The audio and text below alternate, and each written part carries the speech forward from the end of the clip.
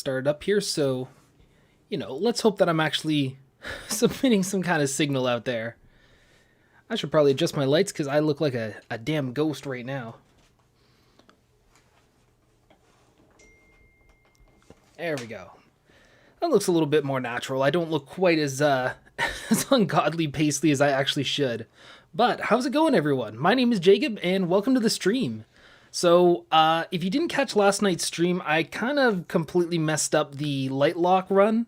And I think before I want to try and do that again, I'm probably going to do a little bit of research just to make sure I know, like, what routes to take. I'll try to get a little better at the game, hopefully, if that will ever, you know, arise. But until then, I decided, you know what? It's been like 3 years since I cracked out Breath of the Wild. I've always wanted to try to restart the game and just play it again from scratch. I've forgotten quite a lot of what you do in the game in the first place.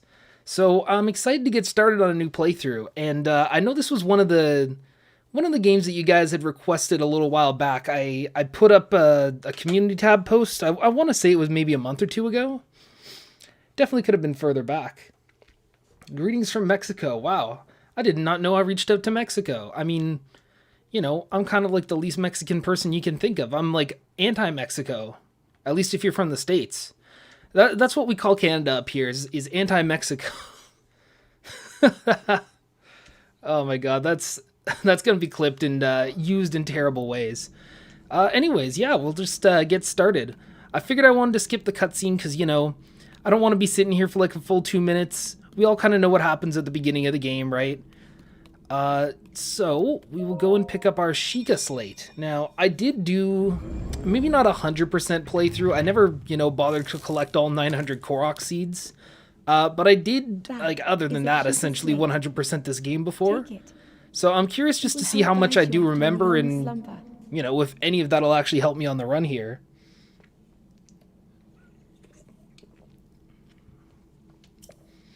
Wonderful. We'll grab our Sheikah slate and we'll get started. Now, I did put in the description, and I usually, you know, I don't expect anybody to really read the description of a live stream or anything like that. But the goal for today's stream is we're going to do our very best to, you know, finish the Great Plateau. I probably said that very weird. Finish the Great Plateau and maybe get our way started to one of the Divine Beasts. I don't really know which one we're going to go through yet, but maybe you guys can decide that for me. Exposed for hating Mexico. Nah, man, Mexico's great. I've been just a single time in my life. I'd love to go back and explore more, though, because I was only there for like a day. Let's see. Waiting for the combo quickies for Cloud. Oh, yeah, I do feel kind of bad. You know, doing all those in order, it definitely does feel kind of bad, you know, for the people that have characters in the latter half of the roster. Though I will say, I've done a pretty decent job so far. We're all the way through the characters from Melee. And yeah, I know the numbers just kind of keep picking up from there. But we will certainly be on our way.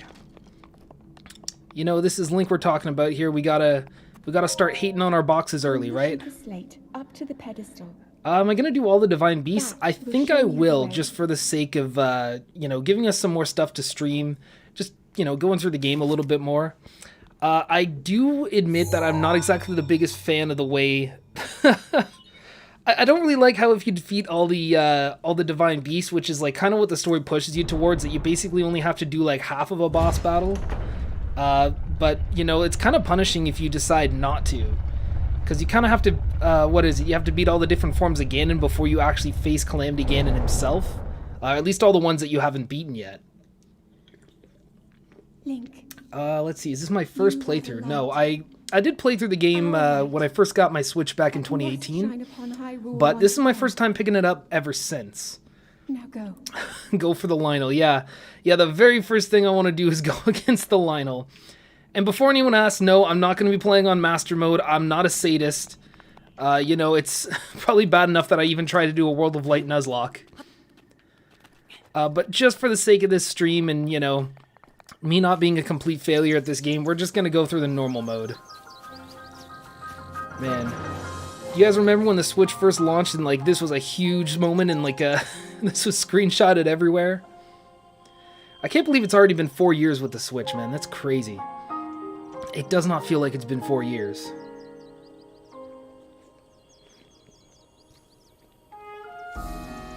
What a title sequence, man. It's so beautiful. At least spend 800 hours getting every Korok seed. If that's something people want to watch, I suppose I probably could do that. But we're certainly going to complete the story first. You know, I think it would be a little boring just hunting Korok seeds for the entirety of a 3-hour stream. Oh, sweet. We get our very first weapon. Some of this stuff might actually come in handy, because I kind of forget a lot of the controls of Breath of the Wild. I know the X button is your jump button. I'm just playing on a normal Pro controller, nothing special here. GameCube controller does not really help me out, and in fact, I think it might even be a bit of a hindrance. It feels so weird, though. It feels so weird to not have all the extra stamina and, like, the glider and stuff right away. Kind of sucks that we have to work our way back up to it, but that's how the story goes. Oh yeah, so we can switch between our tree branches. That's pretty excellent right there, man. Man, I still want to just glide down here, but we're not going to get that for quite a while. I think at least until we're out of the Great Plateau. Should I go grab some apples? Yeah, let's grab some apples. Never when... I can't even speak here.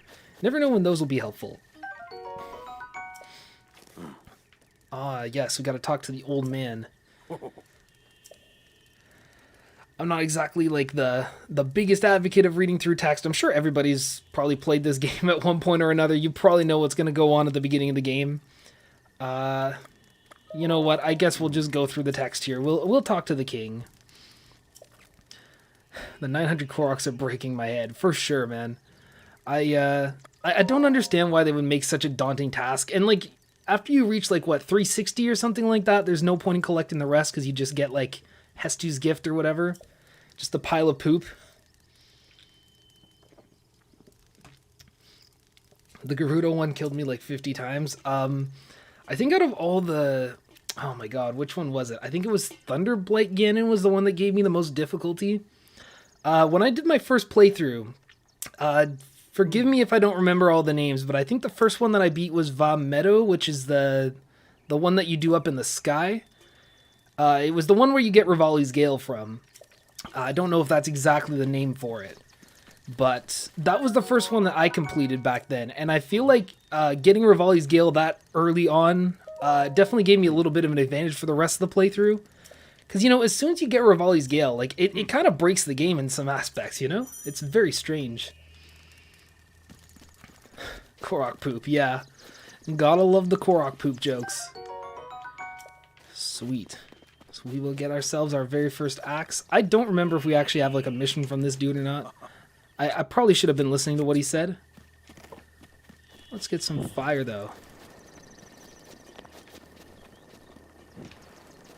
Nice. That'll be helpful. Oh, I thought there was something there. Perhaps not, though.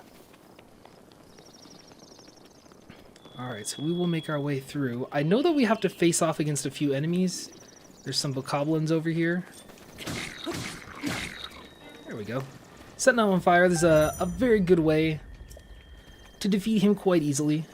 Oh, and we got a bokoblin horn. One of the probably thousands we're going to get on the playthrough. And I guess just to... Oh, we got a slime in here too. I kind of forget about the slimes every time. The choo-choos, excuse me. I'm not the biggest Zelda guy. Like, this is literally one of 2 Zelda games I've ever played in my life. And yeah, I know some people will probably think that's blasphemous or something like that, but... You know, Breath of the Wild at one point was one of the only games that I wanted the Switch for.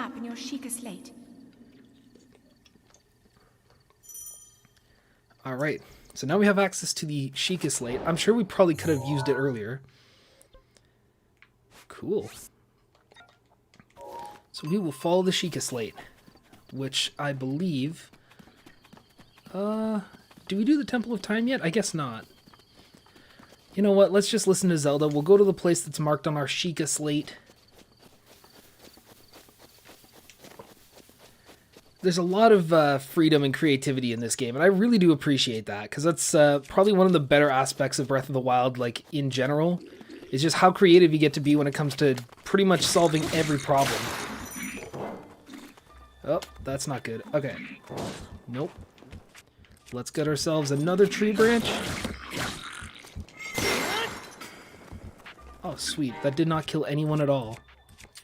Alright, branch number 3. I don't want to get... Oh, yikes. Well, good thing this wasn't a Nuzlocke. That's so sad. Oh, come on, man. What are you doing? You know what? I'm tired. I'm going to blame it on the fact that I'm tired. You know what? This isn't Smash Bros, so I'm allowed to have Johns. But at least I got my epic tree branches back. Oh, I didn't actually... Wait a minute. Oh, I think that might be part of the DLC, right? That you can see all the locations where you died. That will certainly be some interesting stats to check out later. Whoopsie. That's a whoopsie moment if I've ever heard of one. Oh, can they shoot each other? I don't want to get hit. Oh man, that's some heavy damage to the head there. Oh, yo, that's a pretty sweet move. If only we could adapt that into a Super Smash Bros. Attack. There we go. We'll take out the archers. At least that... Nice. We can get some arrows. And now we have a ranged weapon, which will certainly help us later on. Get some more arrows. Grab another bow. Look at that. We're already doing pretty good. What was this? I guess I can pick up, like, all the arrows they shot at me. That looks to be about it so far. The Hylian trousers are by the Temple of Time in the ruin. Okay, so we're definitely going to have to go there at some point. I'm just following the point on the map here just for the sake of the story. Oh, yes, and this is where we get our very first tower. Very sweet. This is a great start to the playthrough. I do kind of agree. Like, I'm glad that they did change up the way that Link works a little bit in Ultimate, but it's weird that they didn't go any further. Like, I don't think anybody would have minded if he had gotten the paraglider as his recovery or like a Rivali's Gale type thing. Or maybe even just make a separate version of Link that's just based on like the different heroes from Breath of the Wild. I think that could actually make a cool moveset.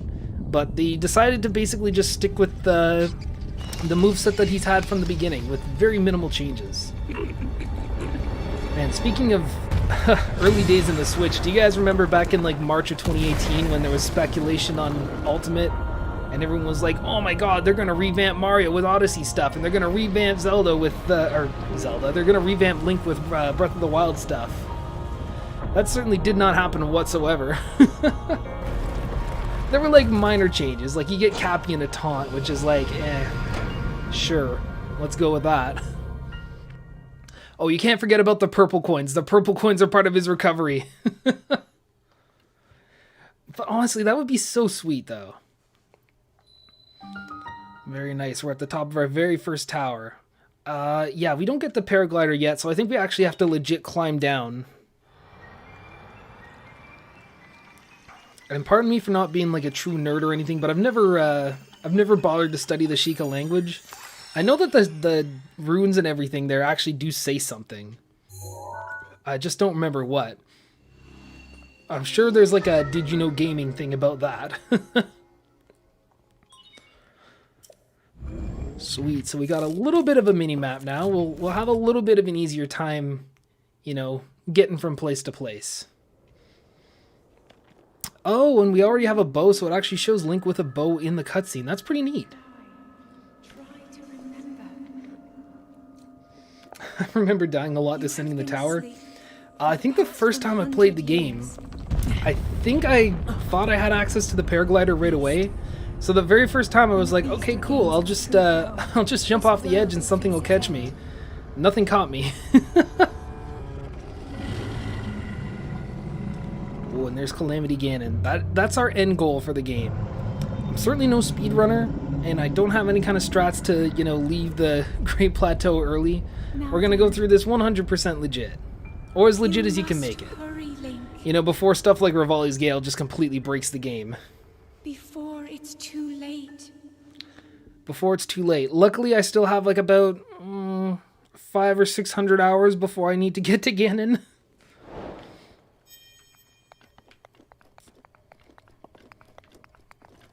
Alright, so now... Oh, I guess we only have one path of descension now. Yeah, usually those are not blocked. Oh, huh. I guess I could have hit the A button. Bruh. There we go. Fall down the tower, baby.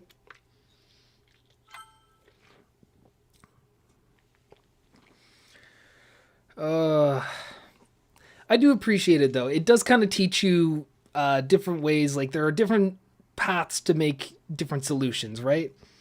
Another whoopsie moment. What I feed again and I felt sad and I don't know why. You know, I guess that's kind of fair. It feels like Breath of the Wild specifically, I feel like it's more of a game where you appreciate the journey more than actually completing the goal. Because, you know, at the end of the day, right? You know, Ganon's just kind of like the last hurdle that you have in this already enormous game. And so, I don't even know, man. I felt like the Calamity Ganon battle was a little bit overhyped and not really worth it. But the actual gameplay itself more than made up for it. Whoopsie part 2. Let's see, not gonna lie, the game over screen is kind of lazy. Yeah, could have been a little better. I think I more would have appreciated if maybe it had like a GTA style, like, maybe not like specifically the whole like, oh, you're wasted thing, but like, I don't know, at least still show the gameplay around you, right? Otherwise it just kind of looks like, oh, fade to black because you're dead. I think from this point we're probably okay to just hop from platform to platform. Yeah, that's not gonna kill us. Yo, my paraglider. Dude, I need that.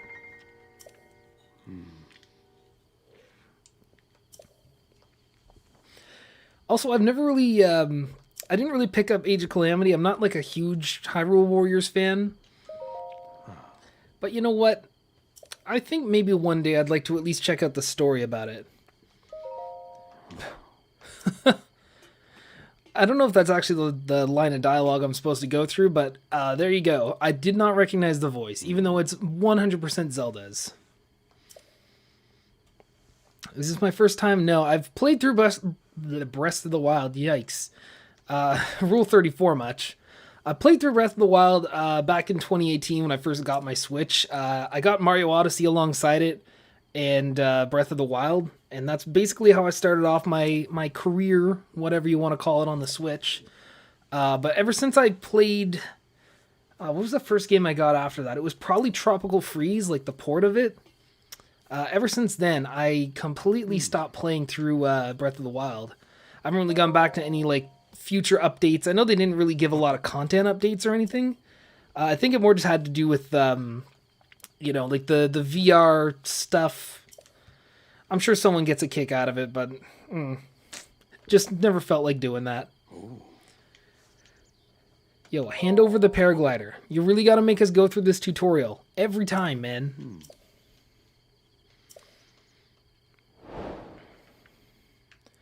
Oh, I didn't know I had access to the camera during the cutscene. That's very fun. Do I really have to follow this dude? Why? Why don't you just let me go at the pace that I want to? So I have my torch and my axe, and that's all I've got left. But now we get to the point where we get to go to the shrine, which will be very fun. Yo, he literally moved like one step. You're really going to prevent me from progress from one step.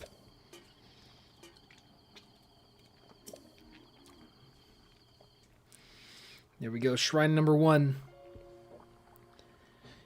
Man, I remember during my first playthrough, I remember dying over at the... there's one at the top of the snowy mountain or something like that. I remember dying there like a bazillion times because I didn't realize at first that... you know, going into the cold required you to have, like, something spicy or, you know, wearing a jacket or something like that. Alright, we're gonna sneak up. It's required of me to be very quiet while we're sneaking, otherwise it just won't work. Oh shit, they saw me. Got lost! Oh, they didn't see me. Wait, I thought that would slow down. Oh, maybe not while I'm actually scoping. Snipe. Alright. Now we gotta pull out our axe.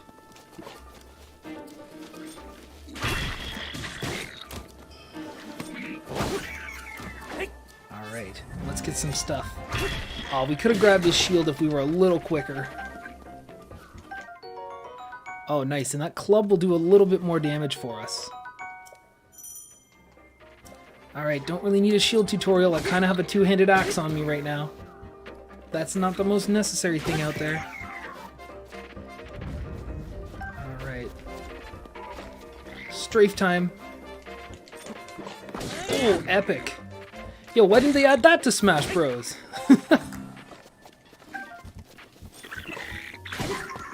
There we go, we get ourselves some nice treasure. Let's see. Yeah, you can play Smash in VR, you can play this game in VR. I think they added like a little sub-mode in Odyssey or something like that too that would let you play in VR. Unfortunately, I never picked up the Labo VR set, even when it was like super cheap. And I kind of regret that. Because as very unconsequential as it was, I think it would be kind of nice to just see what they added to the game, especially because I love these games so much. Alright, now enough fooling around, let's get some treasure. What do we kill 3 people for? For a common sword. You know what? This early in the playthrough, I'll take it.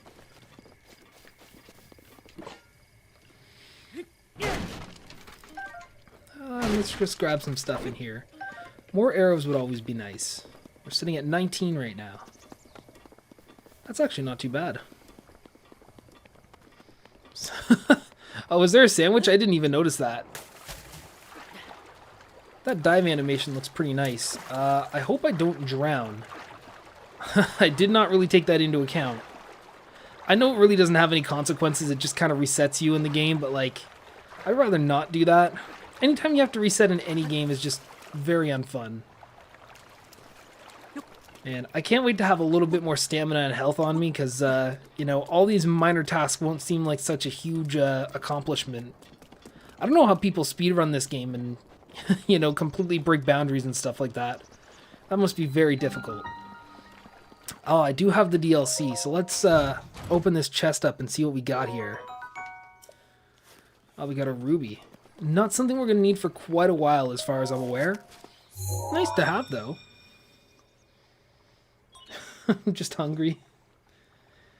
Let's see, what was my first Smash game? The very first one that I played was actually Smash 64. You know, back then, I wasn't very well versed in video games. I just saw Mario and I was like, yo, I know Mario. Let's main him. And that's kind of been the way that I've started off every Smash game. Oh, and I guess we have to continue our way down. I was ready to take a drink, but apparently no, we gotta go through and go down the elevator ourselves. This isn't a modern video game anymore. It doesn't cater to our needs.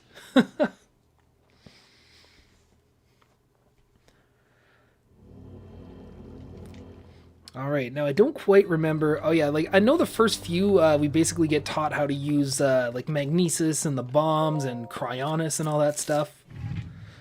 It'll be fun going through all that again. Honestly, the different abilities are probably one of the funnest parts about Breath of the Wild. You just feel like you're so powerful, you know? Let's get that teardrop. And learn some information. Some important stuff that we need for the rest of the playthrough.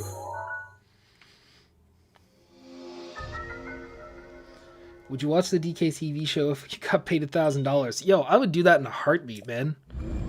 I actually am not terribly affected by anything like overly cringy. Even if I know something is like terrible, I genuinely wouldn't mind it at all. Alright. Oh yes, and they do have the Pro Controller weird movement stuff going on here. Cancel is B, okay. When I stream, it's actually kind of funny because I can't really see the bottom of the TV here, so anytime there's any kind of information like at the very bottom of the screen, I kind of got to arch myself up. Do I know how to bullet time launch? No, I've seen the speedrun strats, and it does look pretty damn cool. but I've never actually personally done it myself. Alright. So now I believe our next task is just to knock the wall over using magnesis. Come on. Push.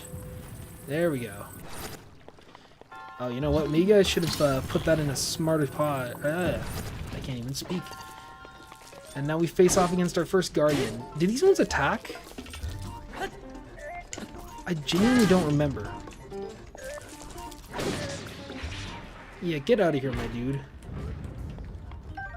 We'll get some ancient parts. I know those come into play later on, but I don't remember what they do, like, right off the top of my head. Let's see, it's usually funny. The music is actually good. Yeah, there's that very there's that very meme moment about the coconut cream pies I remember. I think, if memory serves me right, I think I actually did watch a little bit of that show when I was a kid, like, unironically, before it became a meme. Unfortunately, I'm kind of an old man, so I don't really remember how long ago that would have been, but I think I remember, like, actually just seeing it on TV, like, back in the day. Oh, was this the one? Yeah, you gotta pull the door open. You can't push it open, you gotta pull it. Let's see, what's the favorite champion ability? I guess Rivali's Gale for me would probably be the most useful one, despite the fact that it's just so damn broken. If I had to go for another one, I don't know, I guess Urbosa's Fury would probably be the next coolest one. You know, the other ones are just like, oh, we'll heal you if you die, or you get an even better shield. I don't know, I'm surprised that Urbosa's Fury didn't become, like, part of Link's kit, like, even as, like, a different type of Final Smash or something like that. That would have been really cool. Nice. So there's our very first, what is it, a Spirit Orb or something like that? I probably could have read that, but we're just speeding through this. We're down one shrine, we're like less than 30 minutes into the playthrough. That's all you can ask for, right? Mifa's grace because I'm a huge idiot that falls off cliffs. I definitely feel ya. Ooh. Alright, there's the old man. Oh, I was right, I did get a Spirit Orb. Alright, come on, old man.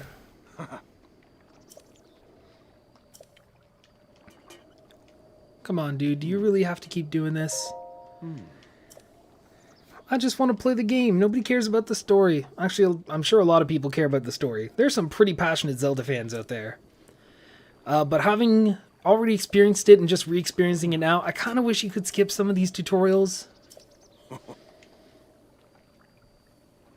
Yeah, exactly. That wasn't our deal.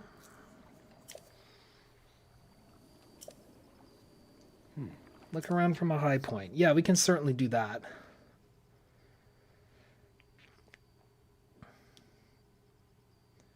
Not the biggest fan of Rivali's Gale. Yeah, I agree with that. Setting peppers on fire to make updrafts is really OP. Huh. I never even realized that. I guess making updrafts actually could be pretty helpful. Alright, man. I think we've had enough of your talking, old man.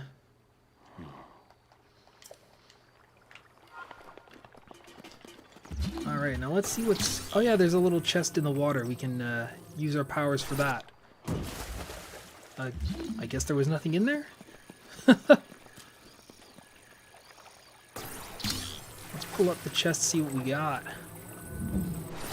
And I feel like there's like a lot of really unique things that they do in this game to, you know, make use of all of your different abilities.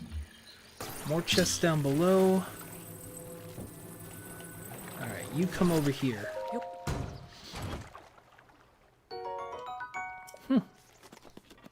Well, that's pretty nice. We got a few, I guess they're not necessarily like rare gems or anything like that, but just having a few minerals can be quite useful.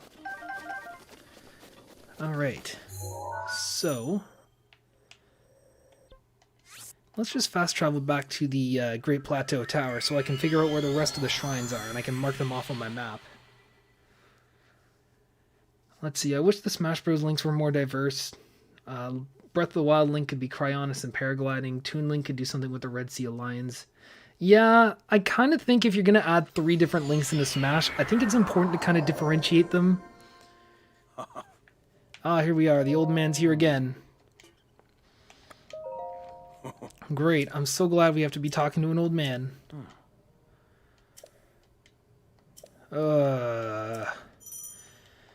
Yes, I am aware of the scope.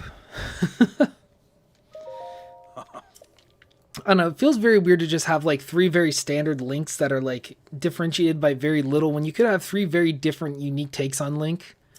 You know, especially since they're all based off of the same original Link. Let's see. Oh, the hero's path. Yeah, that's what it is. Press X on the map. So this is where we've walked so far. Honestly, I think that's pretty neat. I got the DLC after beating the original game. Oh yeah, so wait a minute. Am I just dumb? Oh yeah, there's the scope. So we'll mark that on our mini-map. I'm sure... Oh, I'm surprised we didn't get stopped for a cutscene or something there. And over there. I do genuinely think that the way that everything's set up from Breath of the Wild, like at least in the sense of its tutorial, I think it's actually very well done. And I wish more games would kind of get on this. Do I want to climb all the way back down? I think I'm just going to teleport down.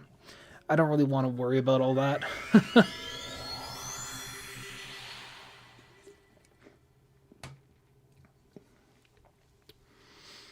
I return. Welcome back. We've unlocked our Magnesis so far.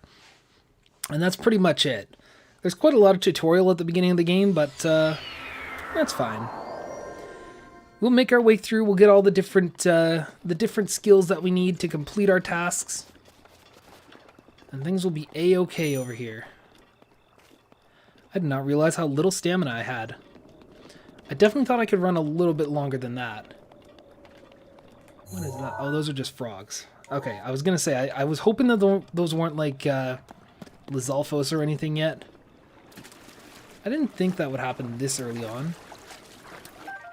Oh, nice. Come with me, frog. We'll use you in some nice recipes.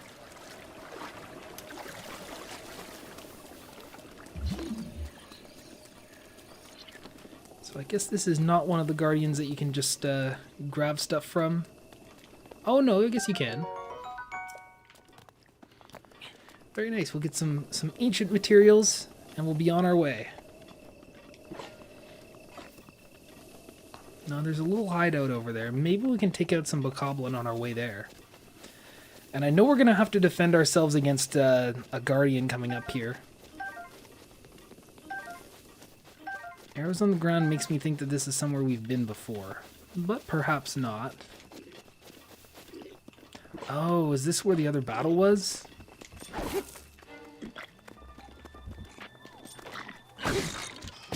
Yo, get that barrel out of the air. That's pretty epic, man.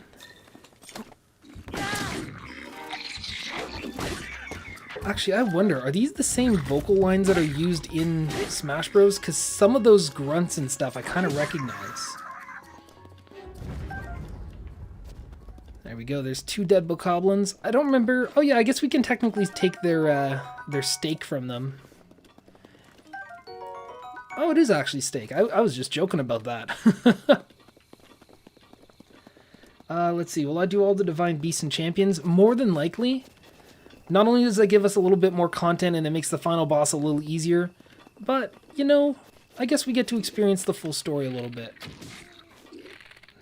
Yo, you are not sounding your horn. You think you can do that to me? You're gonna die, my dude. Alright, stealth mode not activated. Oh man, I kind of hope that this dude is not too powerful.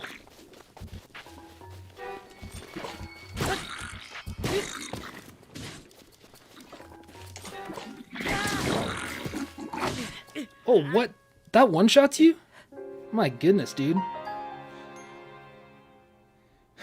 He has to milk the playthrough, of course. Yeah, that's why I keep dying, because I need to have as many streams as I possibly can.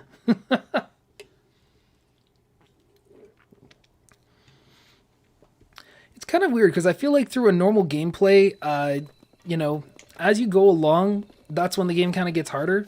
But Breath of the Wild is kind of a weird game in the sense that it's very difficult at the beginning, but gets easier that like the more that you explore and the more that you do. I don't know. I kind of appreciate the way that the game is actually structured in that way.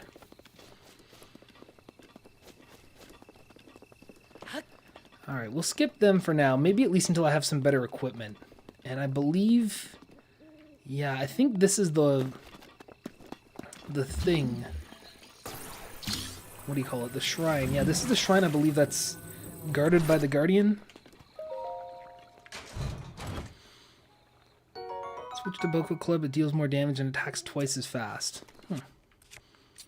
I guess we should probably do that. The one-handed weapons, I think, are generally just a little bit easier to use and not so committal.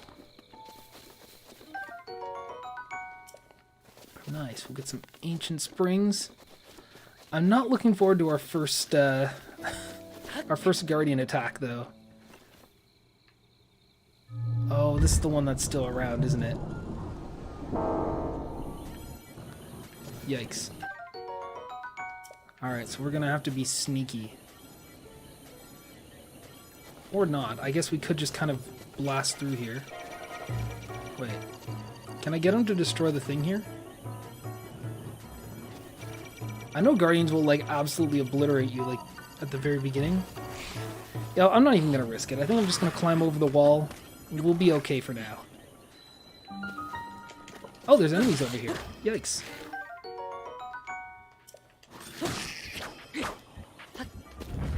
Huh. Okay, I guess he had a Traveler's Sword. Bonk. I don't remember if these guys keep reanimating, but that would not be great. Oh yeah, we get to take his head and just toss it around. That's pretty fun.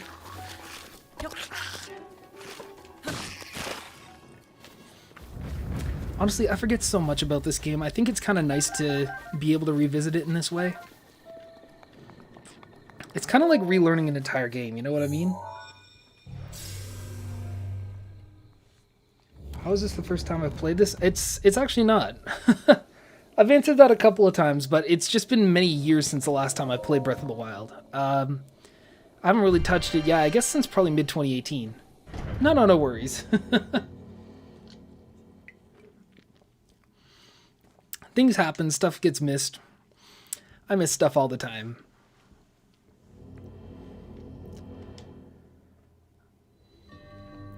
Let's see here. Where's my juice? Give me the good boy juice. That's the 5th time someone asked. Really? Huh. I haven't really been keeping track. I don't know. I get that people kind of just pop in and out of live streams. That's totally fine. Alright, so now if memory serves, we're going to get... I don't know if we get both bombs at once. Maybe just one, maybe two. Oh, we get both of them. Okay. Even easier then. Sweet. That'll be quite useful too. Alright, so we'll grab our remote bombs. And I do kind of like how both bombs have different uses. Like, there's different parts of the game where, you know, the different shapes actually matter. I think that's really damn cool. And then, of course, like, you know, during the time that one has a cooldown, you can use the other one. I think that's progress. But we might be able just to get some extra stuff over here. Yeah, there we go. We get a chest in here. Anything good? Ooh, that's a pretty powerful sword, at least for the early game. Of course, we're not really going to be doing a whole lot of fighting, at least until we're a little bit better equipped. Alright, onto the platform we go. Yeet! Well, that was intelligent. You know, it's funny, I feel like they didn't do as much damage, like, maybe Smash Bros. Is just kind of tainting my, my knowledge of the game, per se. We'll go ahead and eat some apples. Heal a little bit of health.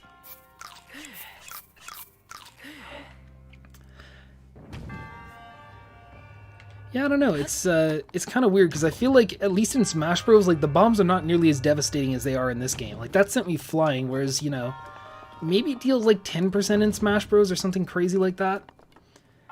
What's chat up to here? You can actually break those blocks if you have the bomb with the Goron weapon. Yeah, like all the different types of drill shaft and stuff like that. Oh, we're gonna want to switch to our other bomb here.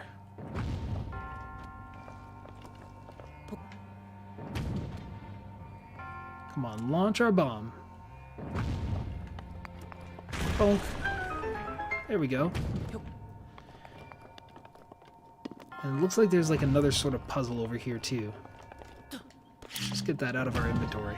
Oh, I wanted the other one.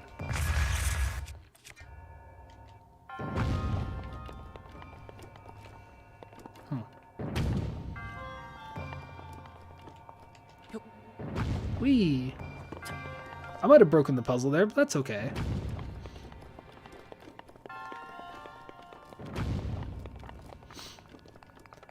Let's, oh man, I didn't mean to use all my stamina. That's so sad.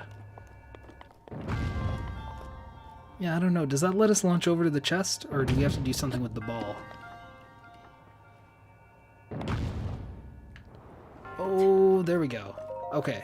I was kind of afraid there was going to be some fall damage, like some kind of downside over there.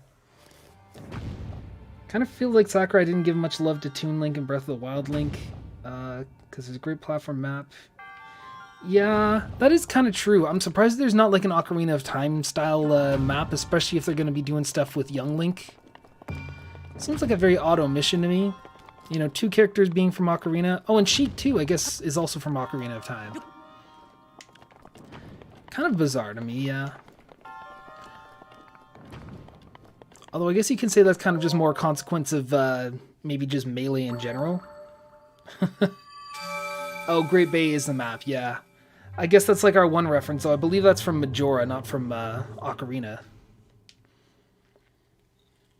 I don't know, you act as if I played either of those games. There we go, I'm exposed, people. I've never played Ocarina, I've never played Majora. The only 2 Zelda games that I've actually played through all the way are Breath of the Wild and Wind Waker.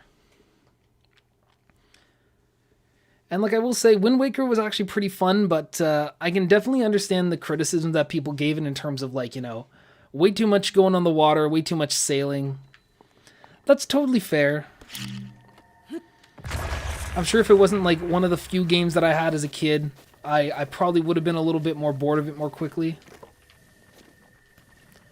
So, I think our very best measure over here is just to not mess with the Guardian. So we will just run away. Oh, he still has eyes on me here? Yikes. Get out of here. I don't remember what these dudes are called, but they're quite annoying. Oh, they're Keese. Oh, and we finally have our first little bit of money.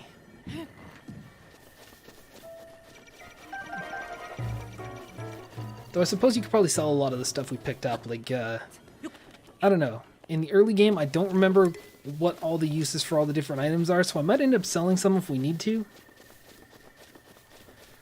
Who do you think is the coolest character in Smash? I really don't know.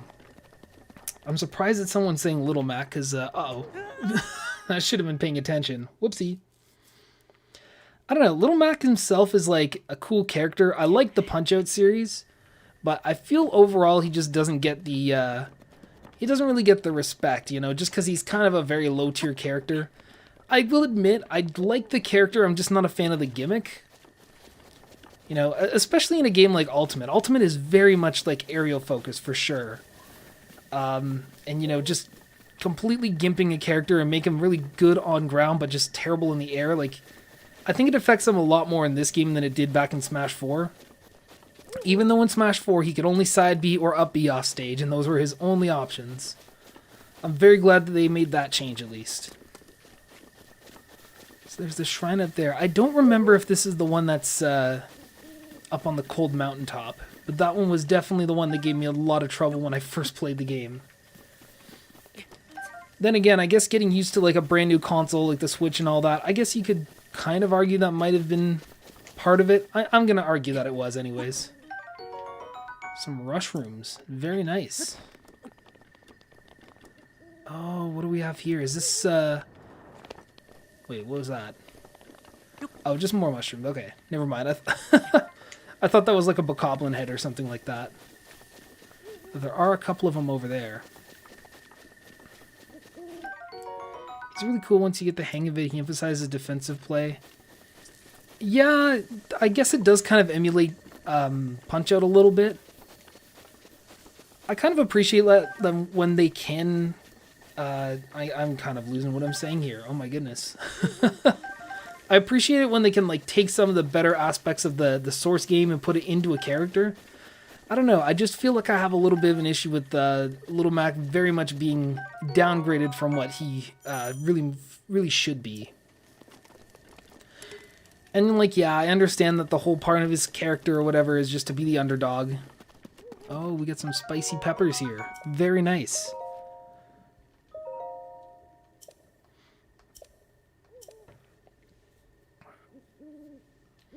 I don't think I need to read any further. He's probably just giving new players the information that they need to make their first little bit of soup. Ooh, some more peppers. And I don't think I can grab the axe. Are there any weapons I don't need right now? This club is very damaged. I'm just gonna yoink. Oh, I didn't even realize the old man was in here. Let's get him here. I don't know. If I were to personally say who I think is the coolest character in Smash, I think it's probably got to be Ganondorf. I just, I don't know. I like the fact that he's so, like, bulky and so overly powerful despite the fact that he's very slow. I think it's very fitting to the character itself. Let's see. We'll do a little bit of cooking, I suppose, so that we can get some spicy food going here. I don't really know what we need to add to the cooking pot over here. I guess just any amount of stuff that gives them a little bit of cold resistance. Spicy simmered fruit, so 3 minutes 30 seconds of cold resistance. We'll make a couple of things. Yeah, let's just add some stamina mushrooms to it. Why not? Oh, that didn't even help us at all. Alright. Maybe I should figure out what I actually need to cook before I cook it.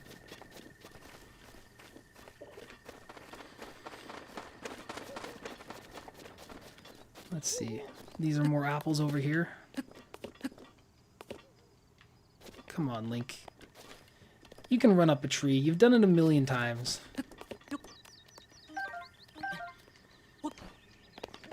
Yikes, okay. Now this was fun. I remember on my very first playthrough, I think I used the axe to just break down one of the trees over here so I could cross this path.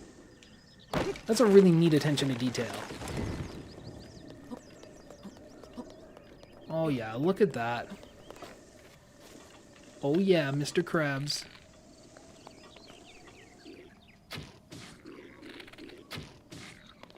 Let's do a little bit of damage from afar first.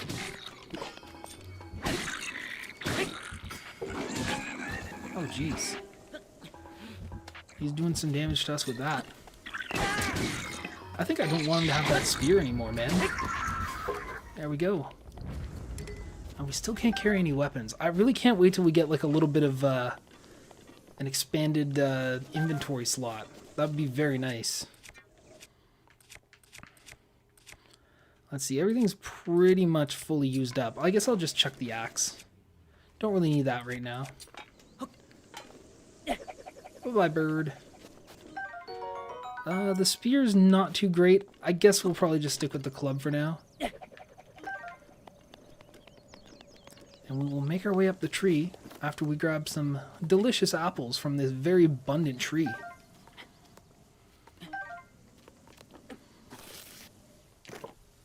Although I suppose I probably could have broken down the tree with that axe first before I decided to chuck it off the cliff.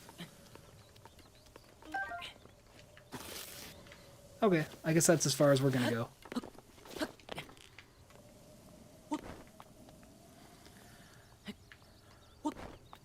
Alright. We'll make our way to this first little ridge. Now this was a pretty stressful climb the first time I remember doing it. Especially very early on in the game when you don't have a ton of stamina left. It's surprising how little you can do.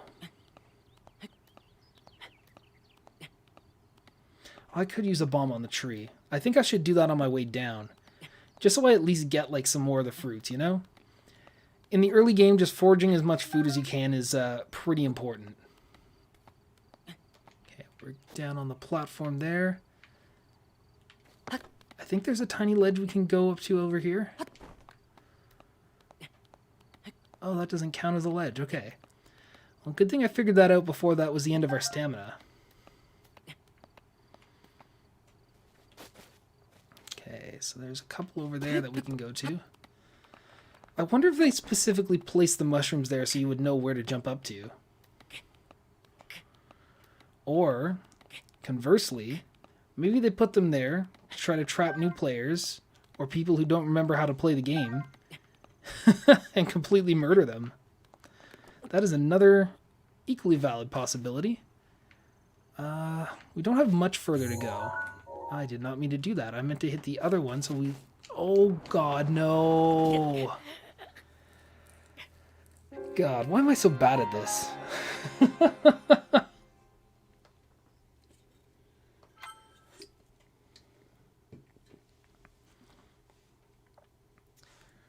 On a scale of 1 to 10, how good do you think you are at Breath of the Wild? Yikes. I mean, you could probably answer that question better than I could. Oh, man. I don't know. I don't think I'm great at the game, per se. Like, I have fun with it, but I'm certainly not like a, you know, speedrun strat expert or anything like that. There we go. Get the apple out of the tree. Unfortunately, we had to murder the tree to do it, but that's just sometimes how the cookie crumbles. Oh my god.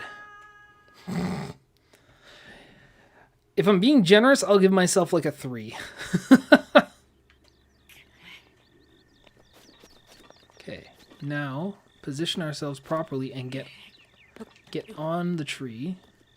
How was I able to do this like perfectly the first time and then like completely botch it the second time? Okay. Ooh, that's a good shot. Being able to take one of them out right away will definitely be a nice head start. Bonk. Hey, you're dead. Look at that. Look at all the apples we got.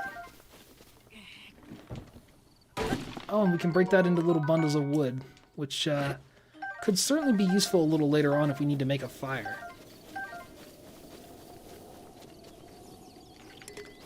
Let's see, our inventory's still full. I'll just huck that away. Don't really need it for now. I feel like I'm going to probably relearn a bunch of stuff while I play through as well. An 8-year-old would be a 3, yikes. I guess I'm a little bit better than an 8-year-old at this game. I don't know. I'm certainly one to make mistakes in video games. I would not call myself a pro by any means. Just because I've played video games for the majority of my life doesn't mean I'm any good at them. But that is totally okay. I also don't feel like you need to be like an expert at a game or something like that in order to state your opinion. Otherwise, I'd be a pretty massive hypocrite, wouldn't I? Wow, yeah, little Max sucks.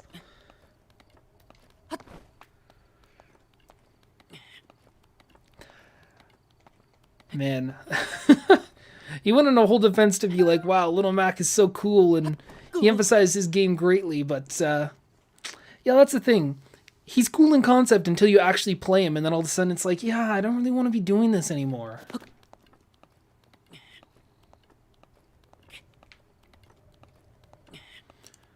Let's see, there's a little ledge that we can climb up there. We made it further than our first attempt, which is a good sign. That means we are slowly improving. Okay, we'll drop down, get our stamina back, And I think this should be our last little push till we get to the top.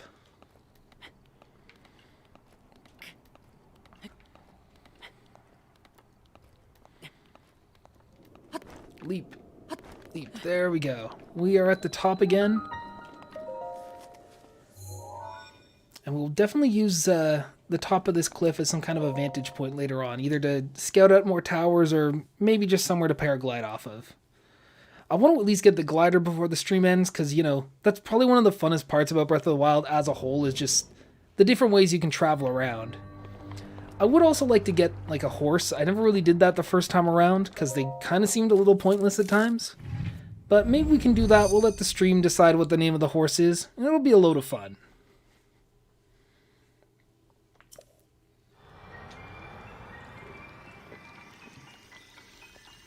Alright, give us our brain juice. We're going to get the use of stasis now, which will be fun. Stasis can be pretty damn broken sometimes. So I'm looking forward to being able to use that. And I believe I might have this thing set to use the amiibo rune, even though we're probably not going to be using that all too much. There we go. Get a nice bridge to cross.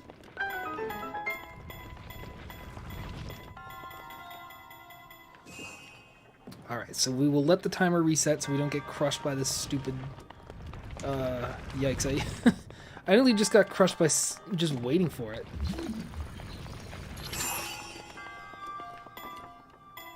Alright, we'll break it free. That's kind of a nice advantage about using stasis as well. I like how you can actually just let it sit and go free. You know, if it was just kind of locked in place until it ran out, that would be a little annoying, but you have a little more flexibility this way. Oh, we get ourselves a little bit of a better shield. It's not going to be changing lives or anything like that right now, but just getting a little bit more items could be quite important. Got a little sledgehammer over here. Ooh. Well, I guess I can't carry it. I guess I'll just get rid of one of my duplicates. Or I'll just get rid of the axe that I forgot to get rid of. Whee!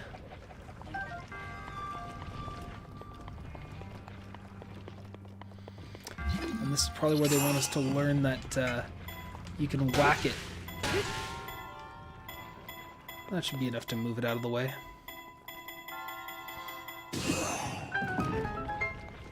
There we go. Sweet. We'll get our third spirit orb, and we're just doing a little bit better. Am I going to use glitches in this run? I'm not 100% sure. I don't really know how to do any of the glitches, if I'm being honest with you. So I guess we'll just kind of see as we go along. Maybe week by week I'll figure something out. Do I know how to do the whistle run thing? I did not know that was a strat. I've certainly seen some stuff, like some really weird stuff going on with the stasis rune. I don't watch too much of like Breath of the Wild speedrunning. I just kind of, I think maybe around the time the game came out and people started actually finding all these different strats, it would just show up in my YouTube recommended and I'd be like, yo, let's check it out. I like to stay like somewhat informed about most game series, even if I don't play them too much myself. You know, in the off chance I ever chat with people who are gamers, it's probably good to have that knowledge just so you can actually have a somewhat tolerable conversation without being like, oh god, why am I so unprepared for this? Let's see. Lets you walk faster without stamina usage. Really, eh? I mean, if it's that helpful, I will probably try to give it a look. Are we freezing? Yeah, we're in the cold zone, so I think it's time to eat some of our spicy food.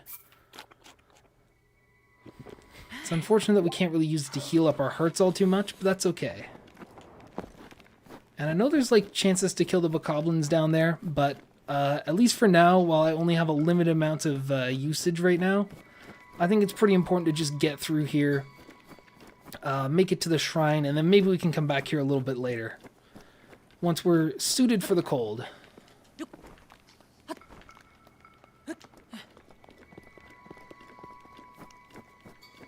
I know sometimes it can be a little bit of a pain in the ass trying to get into this this shrine. I've certainly had a few playthroughs in the past where I think there's just like a bunch of enemies that spawn right near where the shrine is. And sometimes they can really get you bad.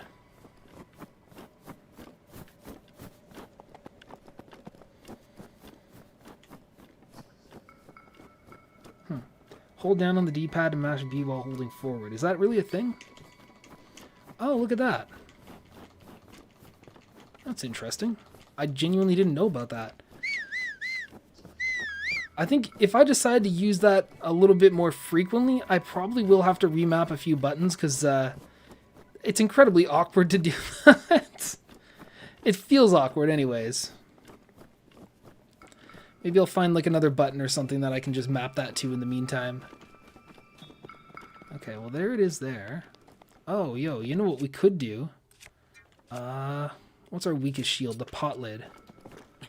So what is it? You jump and do that, and you surf. Nice. That's one thing I remember. Will certainly be a lot faster than the method we were doing previously.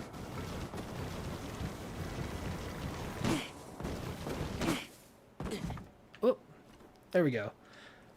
I didn't know you would actually be able to fall through like that. Oh, there's a chest up here. I don't remember if I've ever seen this one before. Bomb arrows? That's pretty nice. Nice to have some of those pretty early on.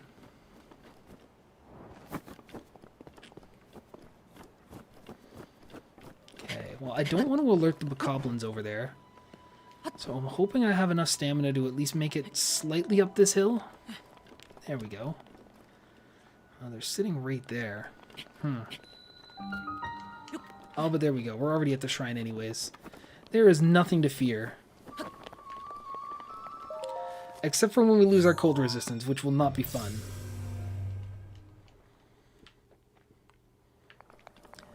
And it's kind of a shame that it uses it up inside the shrine too, but I guess you can't really program a way around of, you know, using it while you're in there. Well, we'll get our third try down. Is this... I think this would probably be the Cryonis one.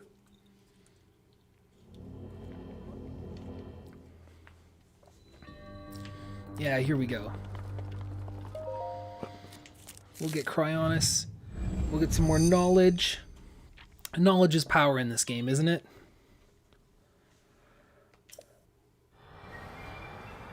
What's something else we can call it? Big brain liquid. I don't know. I think brain juice works a little bit better. It's smart water. There you go.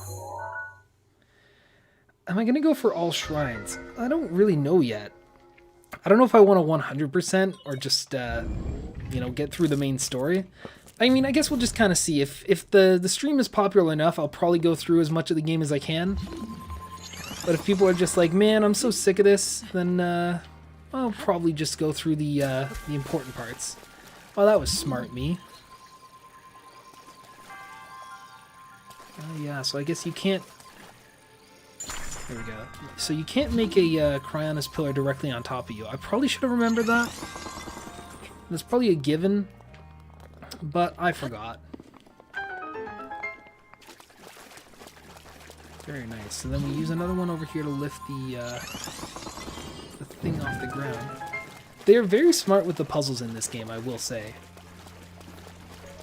There were a few of them that, like, even the first time around, I was like, wow, I don't understand what's going on at all.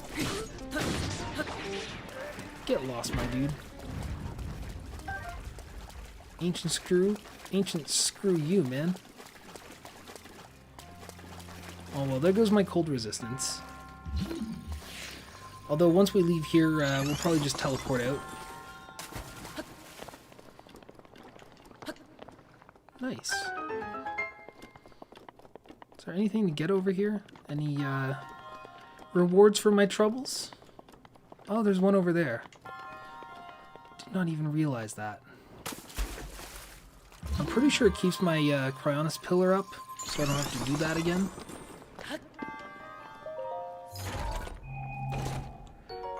Oh, we got a Traveler's Sphere. Traveler's Spear. I feel like I can't say that word properly. That's okay, though. We'll chuck our club for now. I guess just having a variety of weapons is nice.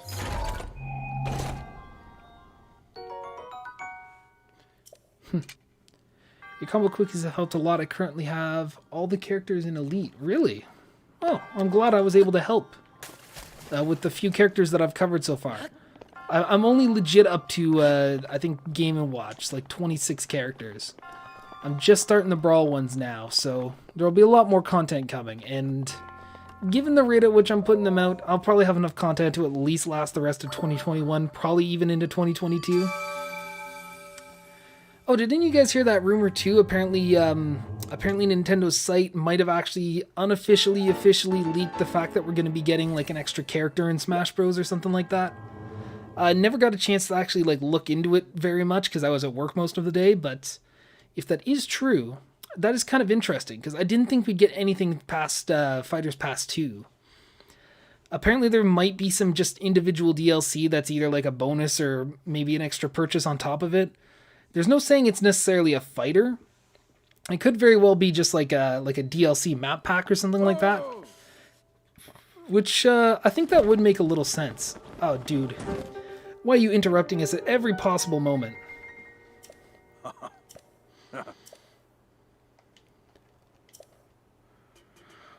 So now we gotta go back to the stupid,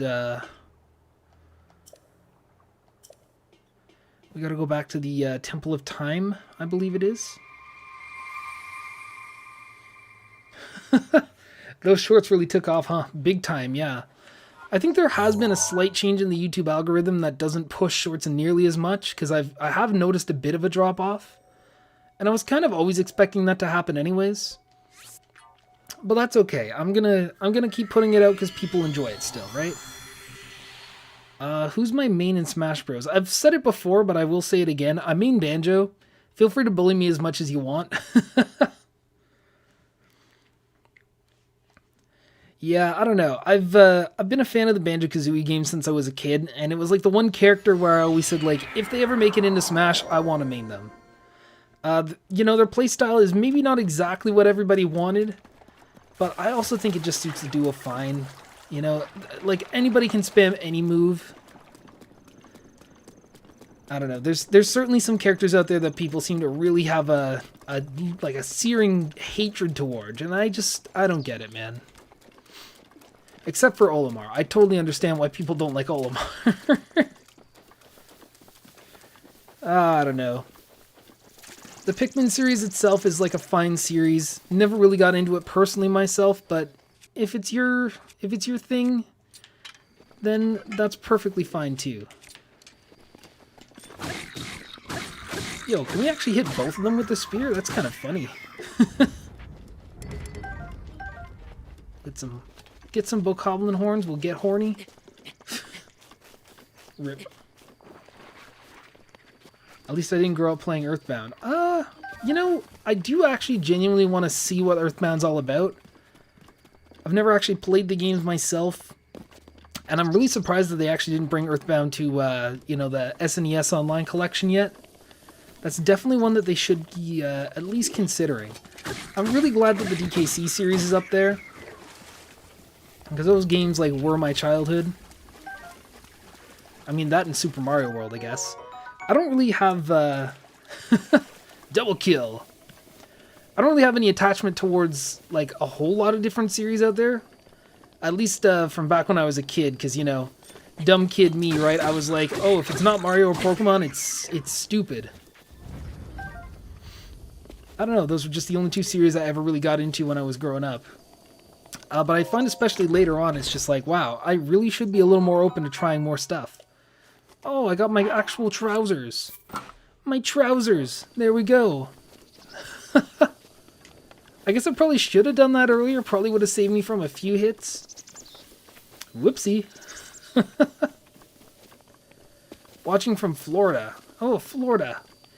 You guys get a bad rap. I will say. You guys get ancient shafted for sure. Yeah, I don't know. I have actually been to Florida in the past. It was where my parents would go, like, in travels and stuff like that. It was like our one family vacation we'd have every year. My grandparents would own like a timeshare in there, and we'd go up and see them once a year.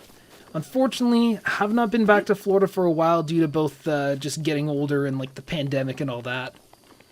I would definitely like to do some traveling after this whole thing's over, though. Florida man. Florida man is real. And Florida man is in chat.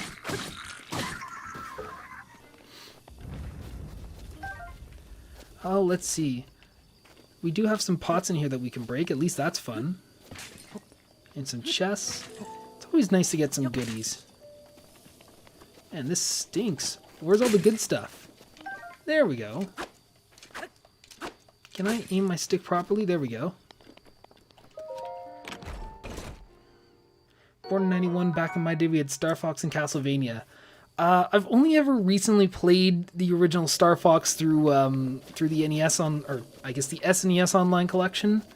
Back when I was a kid growing up, I remember playing Star Fox 64. That was one of the games that I just, I think I borrowed it off my cousins or something like that. Either way, I loved that game so much. Like, when I first got my 3DS, one of the first things I got alongside it was the remake, Star Fox 64 3D. Even though it's literally the same game, it's like, hey, it's nice to have it portably for once, you know? Oh, sweet. So I guess I can actually start getting some of this stuff before we progress with the main story. I want to expand my stamina wheel first before well, I mean, obviously you kind of want to get a combination of both, but I feel like having extra stamina is just really helpful. Very nice. Look at that, we get a little extra ugly, I can't even think about it. I had something funny in my head, but probably should not say that out loud. It is a shame that Star Fox is dead. Oh, I guess we were meant to do that, because my dude over there, he's waiting on me. I don't even know, man. I didn't own a Wii U, so I never played Star Fox Zero. I've heard some very bad things about the game. And I think it's unfortunate. Like, I think there is a way to make a good Star Fox game that's just not a rehash of 64 and like the original game and all that. It just feels like Nintendo doesn't really have any ideas for the series. I was glad to see them as part of Starlink though, even though I never picked the game up. Don't get cancelled. Yeah, that's not my goal. I don't know, it's very weird living in this climate where it's like, I feel like I have something funny to say, but I also don't want to hurt people's feelings at the same time. You know, even that Mexico thing you could say was a bit of a tirade that I probably should not have done at the very beginning. No hate on Mexico, though.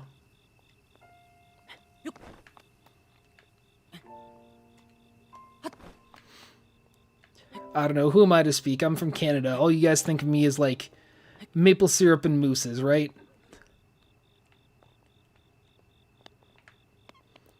I don't know, it's funny growing up, like, getting a little older and stuff, noticing how many similarities there are between our countries and stuff. Like, you know, in the grand scheme of things around the world, I think Canada and the US are two, like, foreign countries that are probably the most similar out there. Well done there, young one. Oh, there's, like, actual voice acting for this. Oh, thank God we can skip the cutscene. To know Calamity Ganon's Oh, true we form. have to keep skipping it? Come on, man. Just give us our paraglider. That princess Come was on, my own King. daughter, my dear. Come on, fam. You can do it. Oh, thank you, dude. So yeah, I mean, I guess the King of Hyrule is just dead. I guess that's his whole story. Sweet. So we got through the Great Plateau, and it's only been an hour 14? That's pretty nice. We'll get a good amount of time to actually do some exploring.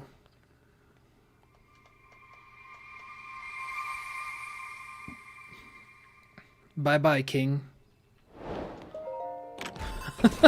I just love that. Main quest, destroy Ganon.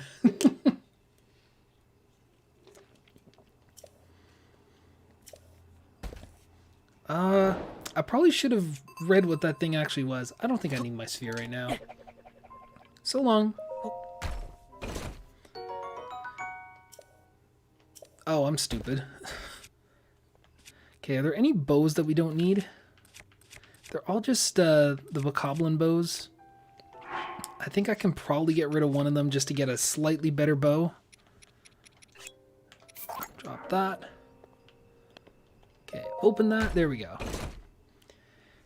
If you get a horse, what will you name it? I think I'm probably going to let chat decide what that is, because I'm very bad at naming things. Like, even the channel name took me, like, far longer than it should have to actually come up with it. Do I take Let's Play game requests? I could certainly try, depending on what game it is. I was probably going to do, like, a full playthrough of Breath of the Wild first. But going forward, I mean, we'll see how things go. Oh, this feels great. Great. This is what I love about Breath of the Wild. We finally get the glider. So I guess we can probably go and explore a few towers. And we'll make our way to one of the Divine Beasts. Bingus. That'd be a fun name for a horse. Actually, I don't know if I want to use this sword quite yet. I'll just keep using my Boko clubs for now. You know, those are absolutely everywhere. I don't want to use my best weapons first. Not until they're absolutely necessary. Let's see. It is getting closer to in-game night. And I don't remember if that means much. Oh no, I wanted to get that little lizard. Like, I know there's like the chance of like blood moons and stuff like that. But I highly doubt that they would do it like, you know, the very first day. Doesn't make the most sense out there. Oh, now we actually get the proper choo-choo jelly instead of the one that you get from fire. I think there's a little bit more of these like skeleton bad guys. We'll see. I usually name a horse in Breath of the Wild, depends on what it looks like. Fair enough. I guess if and when I get a horse, we'll decide whenever that comes up. There we go. Is this my first playthrough? I'll answer again because I know people are probably just going to come in and leave as it goes. This is my first playthrough since I first got my Switch back in 2018, if I can remember the year properly. Can I cryonists, or sorry, can I magnesis these things? I cannot. And I'm pretty sure this insta-kills me. I'm not going to risk it. Not yet, anyways. Punk. Let's see. Give WWE 2K19 a shot. If I were to give one of those games a shot, I would not get the Switch version. Absolutely not. I know there's a pretty bad reputation from like some of the EA Sports games, or actually, I don't even know if 2K is EA Sports. But I know a lot of them don't run very well on the Switch, and unfortunately that's my only console at the moment. I'm not really too big on like a whole lot of different series from different publishers. Like, I don't know, I guess an Xbox and a PlayStation are kind of interchangeable in my eyes. That might be a little blasphemous, but yeah, that's my feelings, man. I was going to suggest you learn the physics exploits. Wind bombing is fun. I could probably do it at some point for sure. I do kind of want to learn like some of the strats, and if it does actually help with the run a little bit, then, you know, more power to it. Alright, which of these towers should I go for first? Some of them are a little far off. That seems to be the closest one, and I probably could have just, you know what, let's just fast travel to the tower. That'll probably get us there a little bit quicker. I should play Miitopia on the Switch when it comes out. I'm very actually intrigued by the fact that they're going to be bringing that to Switch, because I don't remember too much about like Miitomo and like the Tomodachi Life type games. I'll probably have to figure out what the game is all about first before I decide, but we'll see. I'll probably at least do some like Mario Golf whenever that comes out. Somehow that's like the most hyped game reveal that we've gotten so far, at least in my opinion. Only Switch lucky, I can only afford to download ROMs. Yeah, it is a little bit unfortunate in the climate that there is now. I was pretty lucky to get the Switch even back when I did get it, but I've been pretty happy with it ever since. Let's see here. Have I ever played Fire Emblem Three Houses? I have not, actually. I've never picked up a Fire Emblem game at all, even. I wouldn't mind trying one, but I don't necessarily know how much I would really be into it. Like, I just know me as a person. I've tried to play some RPG series before, and like I've never really gotten too deep into them. But all that being said, and I know people are probably going to bring it up because Fire Emblem and Smash, right? I don't hate the Fire Emblem series. I'm totally fine with Fire Emblem reps in Smash. I think it makes sense. But yeah, there are times where I think, like, bruh, why do we need, like, you know, what do Chrom, Lucina, and Robin all get to be in Smash? I mean, Topia is actually the best 3DS game. That's fair. I didn't play a ton of stuff on the 3DS. I kind of got my 3DS and then got out of gaming for a little while. So yeah, that's that's a part of my life. I didn't get a ton of games. Like somehow I managed to end up missing like 3D Land. I feel like that's one game that I probably would have wanted to play. The 3DS is how I experienced Smash 4 because I did not own a Wii U. Because again, like first, not only was the Wii U kind of dumb, I will admit. Not only was the Wii U kind of dumb, but I also very much was not into gaming all that much back then. Shut your mouth. Oh, can we open the chest quickly? Do we get anything good? Ooh, ice arrows. That could definitely be useful. Bonk. Oh, and I guess just do some extra damage. I'll take out the Claymore. I don't want to die to this dude, and he can do some decent damage to me. Kill it. Oh man, I just want to hit the I want to hit the explosive barrel. That didn't do anything? Come on, man. Alright, I guess we'll just grab the bat. Jeez, I don't want to use the broadsword just yet. Guess we'll use the Bokoblin arm.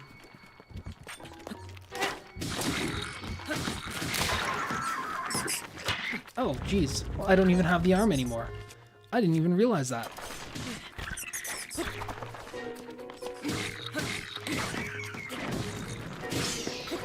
Take out some of those dudes. I don't really know if I wanted to pick that spear up, but whatever. I'm kind of just picking stuff up as it comes up. Kind of just mashing the A button just so I don't keep losing stuff. That's probably not the optimal way to do it, but yeah. Oh, we got some Bokoblin guts too. I know that's like a more rare drop. You usually only get them from some of the higher level Bokoblins. So having some of that early on is pretty cool. Oh, yo, did we one-shot him? Nice. That was a pretty nice snipe if I do say so myself. What can we get rid of? I don't want this spear. We'll take another broadsword. And that's a pretty nice shield to pick up, too. My apologies, I've been missing a bunch of chat here. Let's see. Where was I even up to? Ocarina of Time 3D is one of my favorite remakes. You know, I think that should have been one that I played through when I did have the 3DS. Because I have genuinely been interested in trying some of the Zelda games. I want to see what people love so much about it. But again, yeah, I kind of picked up my 3DS and stopped playing altogether at some point. Fire Emblem is huge in Japan. That's so many, also cheap development. Fair enough, yeah. Like, I don't know. Fire Emblem, or not Fire Emblem, excuse me. Smash Bros. Is, it's not a series that caters directly to one type of people. Like, I think SNK is a lot more popular in South America than it is in North America. So while a lot of us would probably have been like, who the hell is Terry Bogard? There was like a decent chunk of people out there who were like really excited for his inclusion. And that's genuinely great. I love seeing, you know, characters that are popular around the world get into Smash Bros. It kind of introduces you to a different series you wouldn't have tried otherwise, right? Here's some Lizalfos over here. I think these are the first ones in the playthrough, too. Alright. Bring it on, my dude. Oh, he's gonna try to snipe me? Not happening, dude. What? For real? Oh. Let's see. I got out of gaming when I discovered DLC in 2007 and, like, nope. I definitely get that. I kind of have a mixed feeling about DLC. Like, I'm not exactly the biggest fan of the whole, like, loot box structure. Okay, I guess we're getting some of this DLC side quest stuff here. I don't know. When it comes in the form of like a loot box, like when you're gambling away your money and stuff like that, I feel like that's when I don't really agree with DLC. If it's like an actual inclusion to a game that you liked, then absolutely, I think it's a great idea.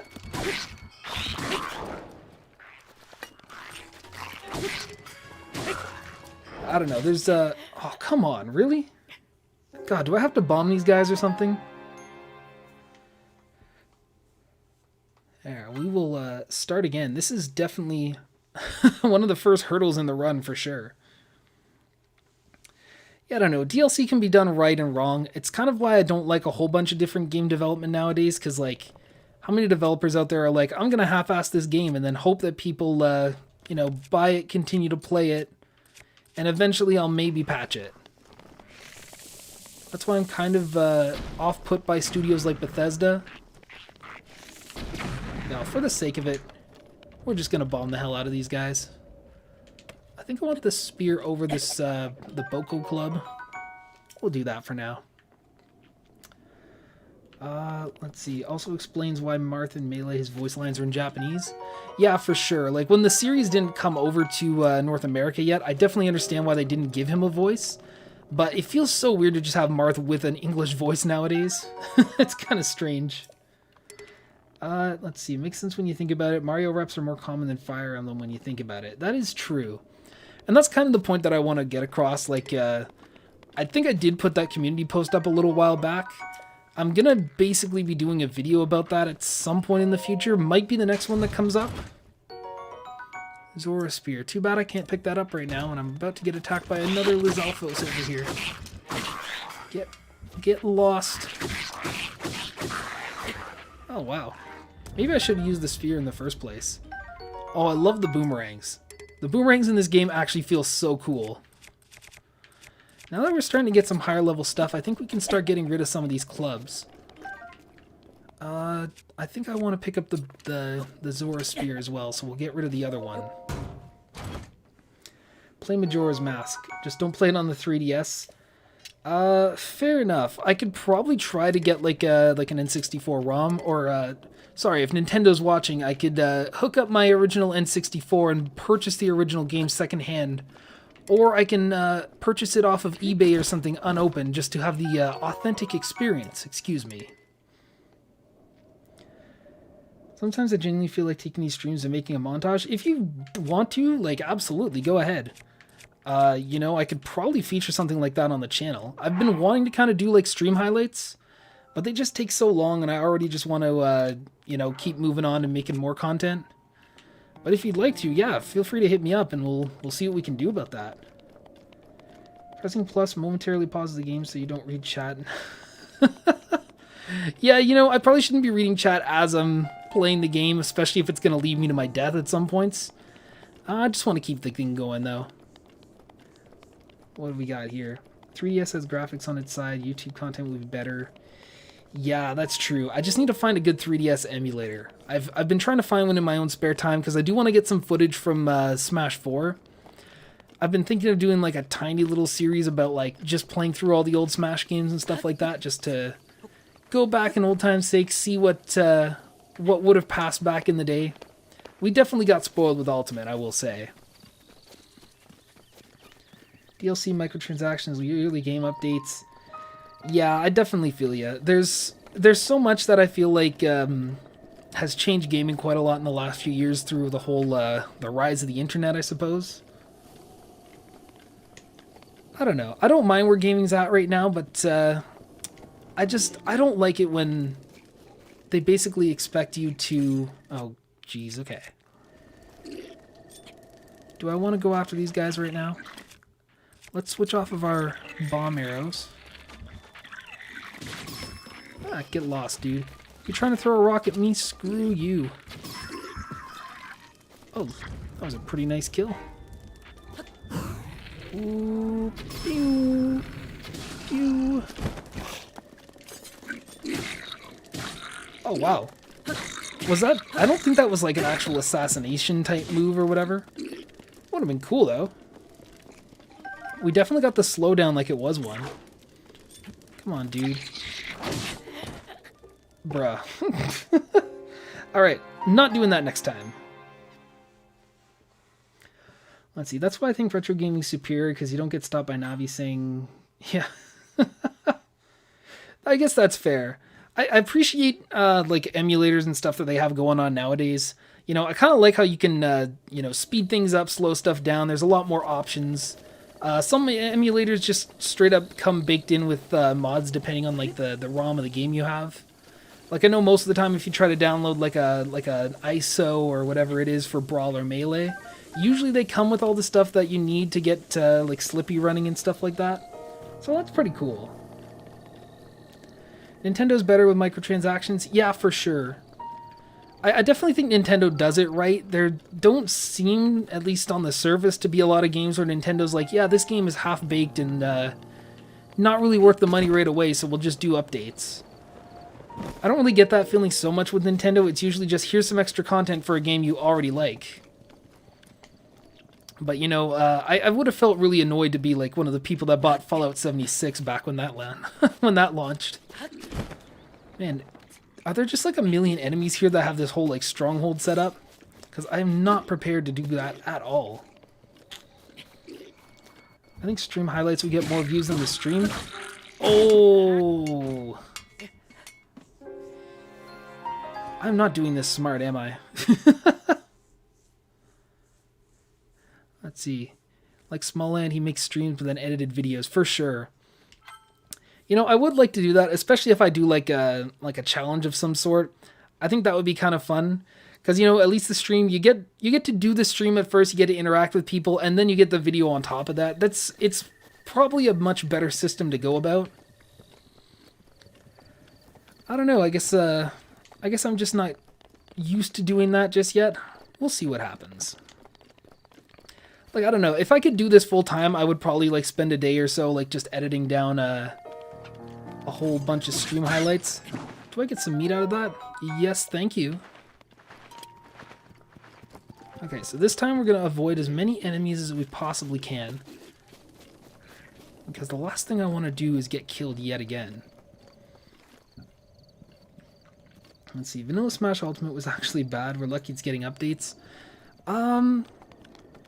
I don't really remember so much about Vanilla Smash. Like, obviously there was going to be DLC characters. They kind of set that precedent back in Smash 4. But just the original Smash Ultimate as a whole, I didn't even mind the starting roster. Like, I think a lot of people were really soured down by the Grinch leak being fake. And, like, I don't know, I guess that's kind of what we get for expecting a leak to be real.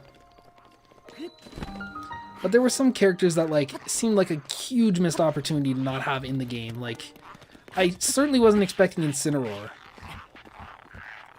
Again, nothing against the character, but, like, it feels so weird that we have, like, you know, Charizard as part of the game as, like, the fully evolved fire starter.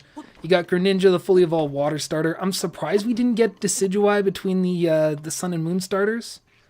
I know some people are already speculating on, like, Rillaboom, but that's more just to kind of fill this little niche, you know, the thing that fans have kind of come up with. At the end of the day, you know, if Sakurai wanted to make a a wrestling type character, then I guess he got his wish, right? Let's see. Sorry if I missed it, but what Divine Beast do I want to do first? I don't know if I want to go straight for Vametto. Like, you know, like I said, the first time I played through the game, I feel like I got Rivali's Gale and that kind of broke the game wide open. Maybe we could go for, like, I don't know, maybe even like the Urbosa one first? I don't know, I guess we'll kind of see what the mood is like. Let's see. What did I miss? It's the glitches, they were crazy. Sneak C4, Lloyd Jacket. Oh yeah, I guess, like, you know, in terms of glitches and stuff like that, if that had to be fixed, for sure. Like, I'm kind of glad that, you know, let's say even outside of the whole DLC thing, I'm surprised I even made it up there, to be honest. Outside of the whole idea about, like, a half-baked, like, half-finished game, stuff like that, I don't even mind if there are patches to, you know, iron out some of the bugs that might be there at the very beginning. It's just when you ship out a broken game that you need the internet in order to actually fix and, like, fully play, that's when I'm not a big fan of the whole update thing. Like, it kind of just reinforces really lazy game design and crunch time and, like, all the terrible stuff that goes on in the video game industry. But yeah, there we go. There is our very first tower. I mean, I guess aside from the Great Plateau one that we kind of just get given. But we'll get to see a little bit more of the map. We'll scope out some shrines and we'll see where we go from there. Paper Mario, Splatoon, and Earthworm Jim should be included in Smash Bros. Next. I would argue against Splatoon just because I don't really know what they could add. Like, I don't know. People always say, like, oh, the Octolings should be a thing. What on earth? I don't even remember getting this before. Is that something that has to do with the DLC? I don't even remember. I don't know. I think Splatoon's totally fine with having the inclusion that it does have. I don't know. Paper Mario could be, like, a pretty nice inclusion. Oh, you know what? That is part of the base game. I'm just silly. Excuse me. So let's see if we can scope out any shrines from up here. Well, there's one over there. We'll mark that down on our mini-map.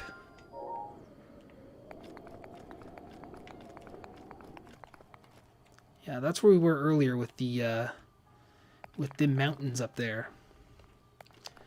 You know what? I can't really see anything else for now, so maybe we'll just start gliding our way down to that shrine over there. Feels pretty damn good, man. Let's see. Do you think every glitch should be patched? I don't really know, because, like, you think of some glitches like the backwards long jump, that's become, like, iconic to Super Mario 64 speedruns. And, you know, I very highly doubt that that the Super Mario 64 devs really wanted that to be, like, part of the game. But if it has become so iconic, like, I don't know, I guess glitches can be good for some things. I think it's more like, especially like in an online competitive game like we have nowadays, I think it's very important to, you know, at least patch out some of the bugs that are breaking the game first. You know, if it's just some silly quirk about the, like the physics of the game, like whatever, you know? People are probably going to try to abuse the physics of the game under normal circumstances anyways. Get some nice rock salt. Or even, you know, look at Melee. Melee's entire competitive scene is basically based off a bunch of glitches in the system and the way that the game works. So you could argue that glitches definitely help Melee, you know, stand out as a competitive game for sure. I don't know. I don't think all glitches are bad glitches, but when it comes to like a very competitive ranked game and stuff like that, I really think you should iron out what the game is supposed to be first. Oh, we got one of the stables here, and there are some horses. So maybe, just maybe, we can get one of these dudes. Let's see, imagine... Okay, I think I am actually going to pause, because I cannot read and play at the same time. Let's see, imagine competitive Smash where Chrom could easily get comebacks with Chromicide. Yeah, that was kind of silly. And, like, if they were going to patch things out and make, like, say, like, the Bowser side, you know, kill Bowser first before the opponent, then I think that was also kind of a necessary thing that they had to change. Come over here, horse. No! Get back here. Can I stasis you? No, I can't.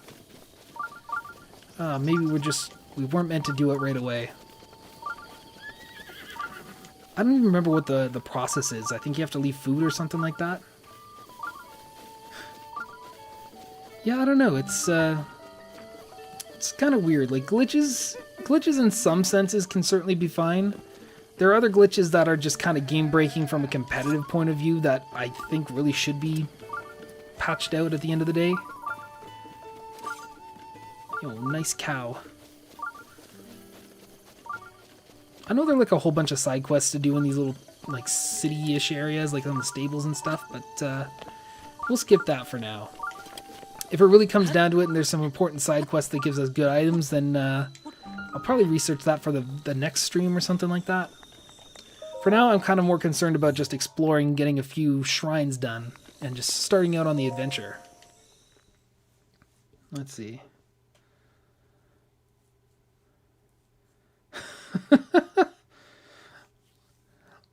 Last 9 comments started with, yeah, fair enough. I feel like that's me when I chat. I definitely say, like, you know, lol or something really, you know, along that sense way too often. Chatting with me can be a pain in the ass sometimes. Let's get through here. So what's our goal here? I guess we gotta kill these little guardians. Oh, there we go. Yo, we got a parry. We got a perfect shield. Funny enough, I'm absolutely ass at trying to parry in Smash Bros. Like, I'm glad that it's a mechanic that they added into the game. I think it makes for like really fun and cool looking gameplay. But I'm just so terrible at doing it myself that, you know, most of the time when I do get a parry, it's typically just a complete accident. Oh god. It's one strong guardian. This shrine caused me pain on my first playthrough. I didn't realize that I actually had to kill these dudes like that, you know? You know, I guess the one that I can like parry or whatever is a lot easier to kill just because shoot the arrow back in its face. I don't even know. Like, the ones that I have to kill by legitimate means, I don't know how to feel about those ones. It's more fun to cheese, you know what I mean? Oh, I don't want to use my bombs up quite yet. Ooh, that was a pretty sick dodge. Bonk. There we go. One down. I think maybe I'll go after the other one if I need to. Ooh, what's up, Carter? We're just doing some Breath of the Wild. We've gone through our tutorial. And we're just trying to unlock some shrines first and foremost. First and foremost. If I can speak English today. I don't remember. What are the powers of our different bows? They're all basically the same. Whatever. I have a bunch of these ones. I can probably afford to drop one and just grab a different one. Let's see here. Oh, what has 4 wheels and flies? A garbage truck. There you go. Comedy 101, folks. Sometimes I really think I need to take a lesson because, my god, it's kind of hard to come up with jokes on the fly. I don't know how some YouTubers do it.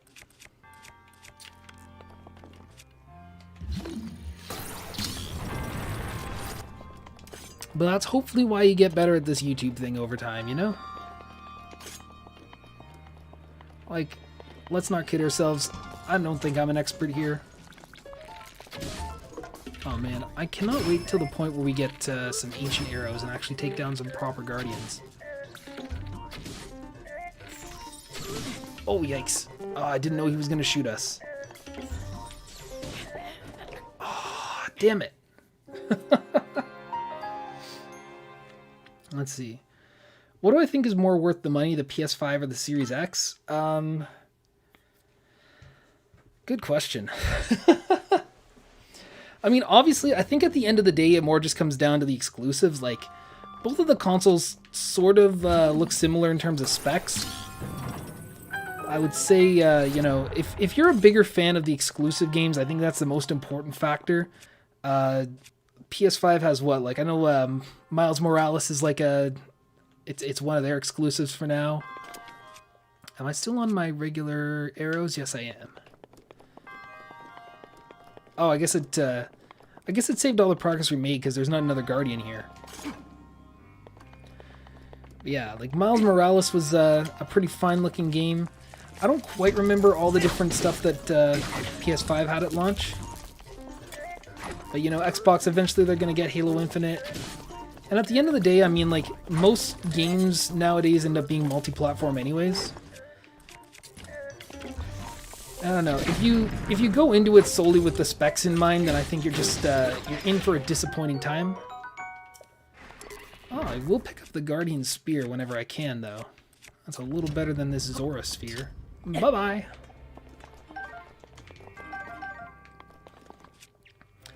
I don't know. I think if they were to do anything with the Banjo-Kazooie series, I would probably, you know, at least consider picking up an Xbox. But it very much seems like Rare has moved on from that. So I don't really know how to feel about it anymore. I would love to see Banjo revived in some ways, or like, You know, maybe something like Sega where they're just getting a bunch of other studios to remake some of their games, like the new Yakuza game.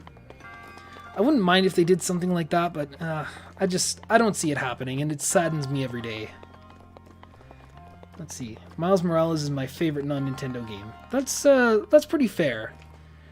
I haven't played too much of it. My brother, who I don't currently live with, he does own a PS5, and I have played like a little bit of it. Oh yeah, I'm supposed to break the wall down here. Haha. Intelligent game design. I mean, as long as it doesn't, you know, come flying off and murdering me, that's the least that we can ask for here.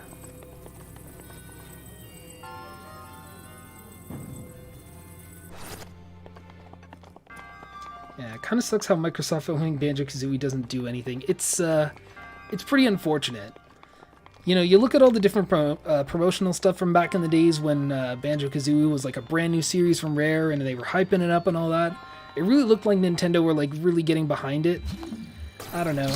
It feels kind of sad that even Nintendo's more willing to work on Banjo-Kazooie nowadays than anybody over at Microsoft. I kind of wish they would just let Playtonic do something with the series, because man, we're itching for a new game. It's been too long.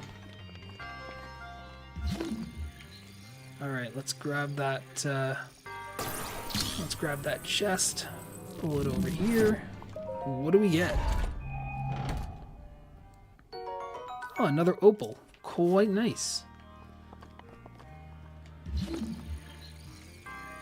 Is there anything to do up there? I don't think so. I think that's just the wall.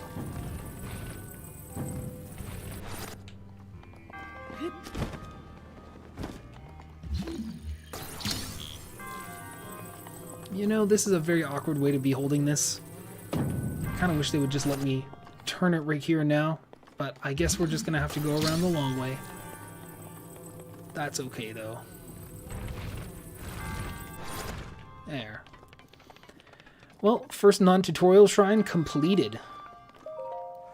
We're one step closer to either a little more stamina or a little more health.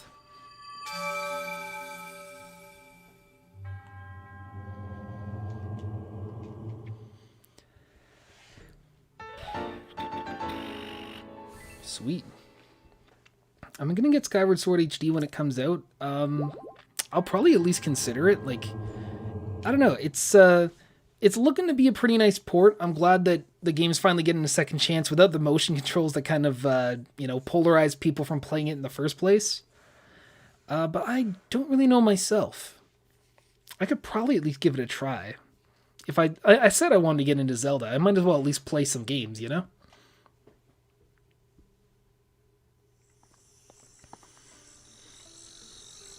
But like for sure this year, biggest game I'm looking forward to so far has to be Mario Golf. I've actually never played a Mario Golf game. I've played like pretty much all the other Mario sports games, but I don't know.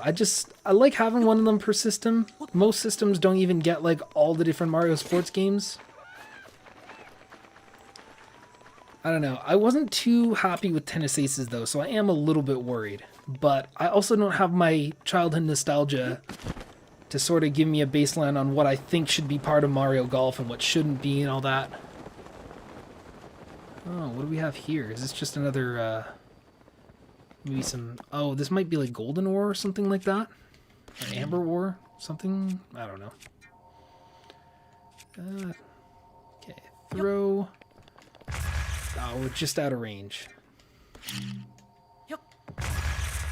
What do we got here? Oh, nice. We got a sapphire and a ruby. I wonder if that means anything. I think going forward too, like, I wouldn't even mind doing like a Pokemon Nuzlocke, because I've never actually done one of those legit before. Like, I've tried it, but I kind of just got bored of doing the Nuzlocke and eventually gave up. I don't know, Sword and Shield just kind of does it to you. Let's see, Skyward Sword is like, yeah, the odd Zelda, because Link is left-handed, but Skyward Sword, he's right-handed. Yeah, I think, if memory serves, I think they had to do that just because most people in the world are right-handed. And so it makes more sense, especially because you typically hold the Wii Remote in your right hand. I would love to climb that pole, but I don't think I have the stamina to do it right now. But we will do our best to go over there and reach the, we'll reach that tower. Get us a little more vantage point here. What is this?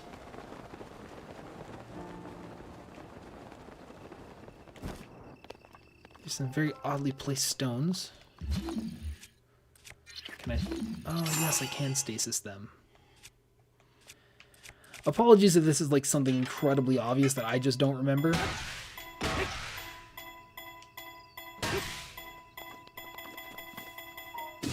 Ah, there's treasure under there. That's the deal. Let's see. What's everyone's most nostalgic game? And one person replies that mine's Ocarina of Time, the music, the visuals. Yeah, I mean, I don't know. From the people that have played some of the classic Zelda games, I know for sure that they get very nostalgic over it. I don't really get blinded by nostalgia in that sense, like, too much. Ooh, that's a pretty nice, powerful axe. I don't know. If I had to say that I love a game purely from the sense of nostalgia, it would have to be Banjo-Kazooie. Even though I think I prefer Super Mario World a little bit more, just as being my very first game. I don't know. I think Mario World is a lot more like tightly designed. I think everything was so well done in that game. It's very hard to top a game that does so much so right. But Banjo-Kazooie, for what it is, genuinely a pretty damn good game. Oh, can we land on one of the horses? I want the blue one. Come on, soothe it, soothe it. Oh, we're not even going to have the stamina for it. Damn it. Yeah, I think we're going to have to wait on getting a horse to some point in the future when I can somehow stand it a little longer. Oh, we do not want to be fighting the Hinox over there. You know, even with the element of surprise, I don't quite think I'm strong enough to take it on right now. Unfortunately, I think there's like a lot of like late game stuff that I would love to get to, but I think I'm gonna have to leave behind for now. Ooh, nice radish over there. Yeah, it looks like everyone in chat's a Zelda fan. I guess this was a good pick for a game. I mostly decided Breath of the Wild just because, like, you know, that was the winner from that really old community post. Yeah, speaking of old community posts, I guess I owe you guys a Joker Amiibo video at some point.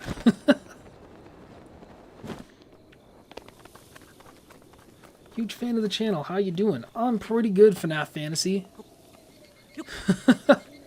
I think I kind of just got that there.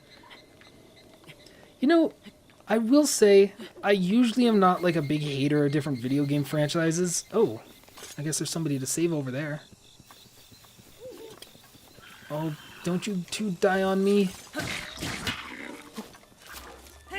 I need my rewards, damn it. Oh, good thing I have some food on me. Yikes, that did a lot more damage than I thought it would do. Yeah, we'll go for the simmered fruit right away. Ah, I guess to answer the question, I'm doing pretty good. Yeah, I don't know. I just don't get like all the hate for different series like that. I understand that Five Nights at Freddy's at one point was very much like an oversaturated series, and there was like way too much stuff on YouTube about it. But it's all fine here. Oh, yikes. Don't want to be using the bomb. Nice. That's a high-level bokoblin. I'm gonna just grab the stuff before I lose it. Oh god, run, run, run. I hope one of those guys does not have an arrow. I guess I'm just gonna take rock damage then. Oh god, man. This feels so weird not having like all the stamina and stuff in the world. Oh man, you know, I probably should be like a little bit smarter with this. I probably could be trying to parry at the right time. Yo, Fury Rush. There we go.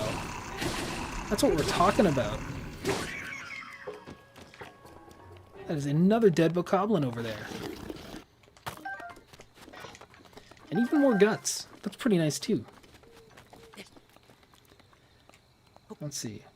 Another fun fact, the original name for Smash was Dragon Fighters. Yeah, I think Dragon King the fighting game or something like that was the original name. It's kind of funny how it was just going to be like a very generic fighting game with just, you know, these really weird looking characters with no personality. And then somehow they were like, hey, let's just make Smash Bros. Part of it. Or let's make Nintendo part of it. Alright. Now, is this going to be one of those, like, Yiga Clan dudes that just try to sneak up on us? Or am I going to get some kind of reward for this? It's dangerous to go alone, you two. Jeez. Oh, do I get anything for that? Damn, man.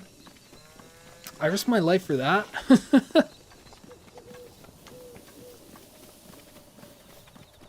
Let's see here. I'm missing a whole bunch of stuff here. Sakurai considers Smash to be a mental game of rock, paper, scissors, but he could grab each shield. I don't know if he's ever really confirmed that, but I know he's been a lot more on the party game boat than the competitive fighting game boat. I don't mind. You can play Smash either way. It doesn't really matter to me. We get some Wind Waker love in the chat here. Wind Waker was a pretty good game for the time. I don't know if I would ever really be able to replay it because there is just so much sailing on the seas, and I feel like I don't have so much time now for it. But like, that game when it was released was pretty damn cool. Oh, does that kill me if I go down there? I don't really want to find out. Oh, there we go. We got ourselves a lizard. Take that, lizard. And anyone who thought I couldn't get it.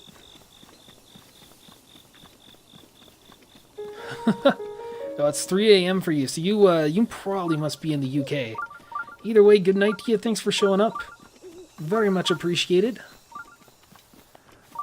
You know, this is nice. I honestly like just being able to chat with people about different games and stuff, because, like, not a whole lot of people around me are, like, really big into games. My girlfriend doesn't game too much.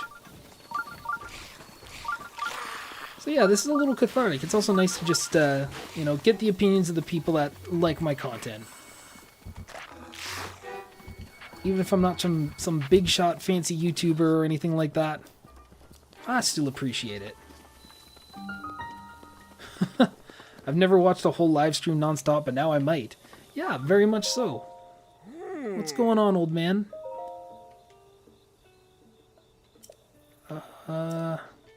Okay, I guess he's just gonna give me some lore about the game. As cool as that would be on a normal playthrough, right now is just not the time. I need to be finding this shrine. Oh, do we get some bananas? I know bananas are pretty important later on in the game. You use them with the Yiga clan. I think they can make some pretty powerful recipes too. Let's blow up this rocky wall over here, and that should probably give me access to the shrine. There we go. It's big brain time, baby! And yeah, this is one of the shrines that, like, you absolutely wouldn't just find normally walking through or anything like that. It's nice to get, like, a spawn point, especially that's so close to where a tower already is. That way, if we really need to try again, we can always just spawn back. Halt the tilt. Okay, so this is, oh. I was literally about to say this is a stasis puzzle, and I immediately just did what the puzzle told me not to do. Break that. There we go. I want to try to get as much of the bonuses as I possibly can. Is that the progression way? Oh, there's a chest over there. No, it's not the biggest puzzle out there, but I appreciate it. Traveler's Sword. That's not really strong enough for me to be giving up some of my other weapons. Oh, that was dumb of me. Yes, yes, let's just wait for the stasis to come back. There we go. I'm pretty sure most of my other weapons that I have on me are stronger than the Traveler's Sword. Yeah. No sense in getting rid of that right now.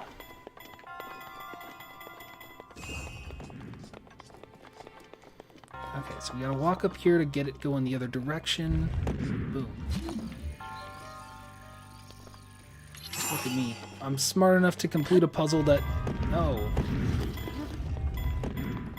Well, that's something, isn't it?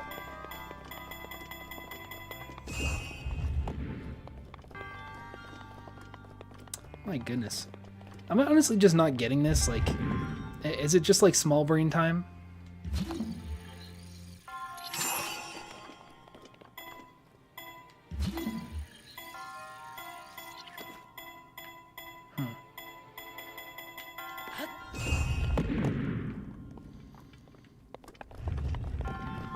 I have a feeling there's a very easy way to do this, but I'm just kind of dumb.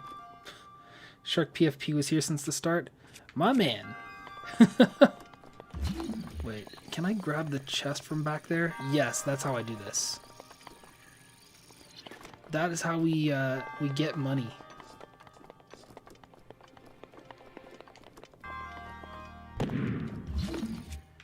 Great. Nobody loves backtracking more than I do. I don't know. I feel like backtracking, like, just as a mechanic in a game, fine. It's maybe not everybody's favorite thing, and it's not everyone's cup of tea. But if it makes for a better game, you know, go for it. When it goes to extend your runtime, so people don't feel like they're as ripped off from the game, that's a totally different thing. Like, even as a Banjo-Kazooie fan, I will say, I'm not the biggest fan of the way that Tooie handled all the backtracking. Like, there was a single level in the original Banjo-Kazooie that would make you, you know, go back and complete something from earlier. And, like, that's understandable enough if it's done one time. But then, you know, they go ahead and do it in 2 with, like, every single level, and it's like, really? You're gonna make me back travel to, like, you know, World 1 when I'm in World 7 just so I can get an extra Jiggy? Really?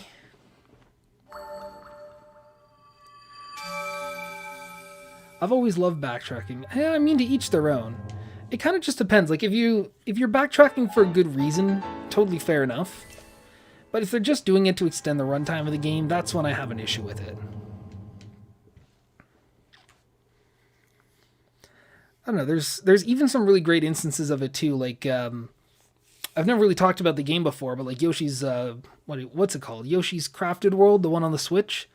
I do like how they were able to reuse the levels by just, you know, you complete the level like one way to the next, and then you go backtrack it for some extra missions.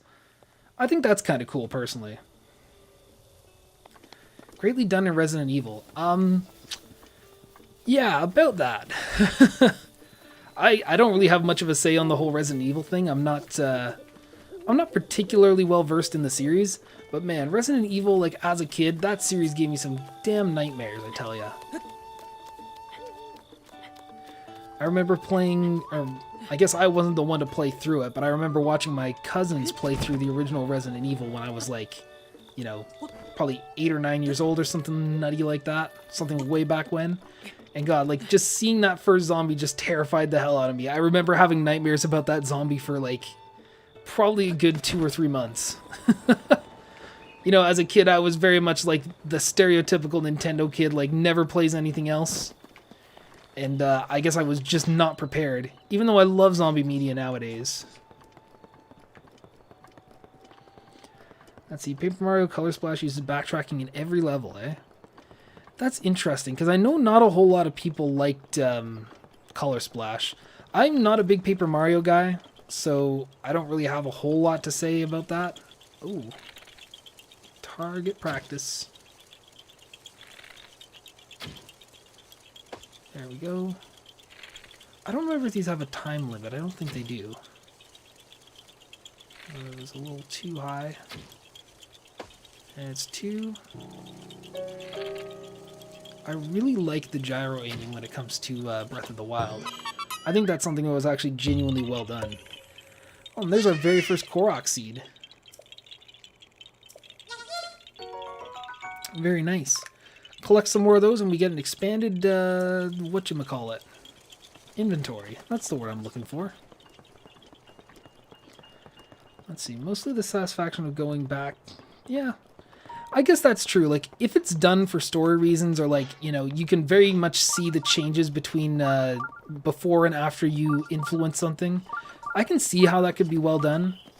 But if it's just, I don't even know. I think the best example might be something like Hunt Down the Freeman, if you guys have ever heard of that. I don't know. It's very much a game where they make you backtrack quite a lot and explore a bunch of very empty, wasted space for no reason other than just to make the game seem longer than it actually is. Ooh, we get to fight a big boy. There we go. What do we got here? I mostly enjoyed... Oh yeah, I already already went through that. I saw you in my Rex after a week and I decided to watch your quickies. Oh, appreciate it, man. I hear that quite a lot, that people just found me through recommendations, and like, that's awesome. I love how YouTube's actually, you know, pushing my videos out to people. And I'm glad that people are actually getting use out of the combo quickies, because, you know, at first, like, it was just kind of my idea of like trying to branch out, do something on, at the time I was just going to upload them to TikTok. But yeah, it kind of just happened to work out really great that YouTube was trying to push like its own TikTok competitor. And I managed to do something pretty nice out of that. Oh, jeez. Oh, baby, a triple. Ooh, that is one dead claymore. Yeah, it's nice. I'm glad that people managed to get use out of it. I was, you gonna get up? Uh-oh. You saw nothing.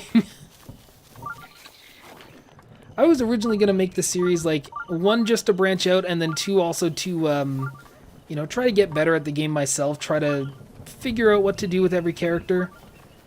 And I didn't think it would get as much traction as it did, but I guess, you know, I guess YouTube was just having a nice day and decided to give me some promo. Because this whole thing really took off. Like, oh my god. Well, that's terrifying. I don't want to get struck by lightning. We might just have to wait the rain out. I wanted to do some climbing, but not really much of a point to it in this weather. Okay, none of my stuff is like... Yeah, I was gonna say, I don't want to attract the lightning to myself. Let's see here. Imagine if the next one didn't use Meta Knight's up air. Oh yeah, that's all I know about Meta Knight. Like, up air into up air into up air. I don't know. I'll make a joke about it at some point. Let's see, have I done a 100% Breath of the Wild playthrough? No, I've never actually 100%ed it. Like, I don't know. I mean, I guess 100% would also probably mean that you've, what am I trying to think here? Oh, I guess I don't get an updraft with all that. What's this dude here? What can I possibly buy off a dude? Nothing, because we only have 1 rupee. Sorry, Link. I can't give credit. I technically haven't 100%ed Breath of the Wild, because, like, you know, if you count the 100, or the 900 Korok seeds as part of 100% completion, then no, I have not done it. I think in my original playthrough, I only got through, I don't know, maybe 380 or something like that. And it gets to a point where it's just way too much to deal with. Man, there's still rain. That's really bugging me now. Should I hunt some ox?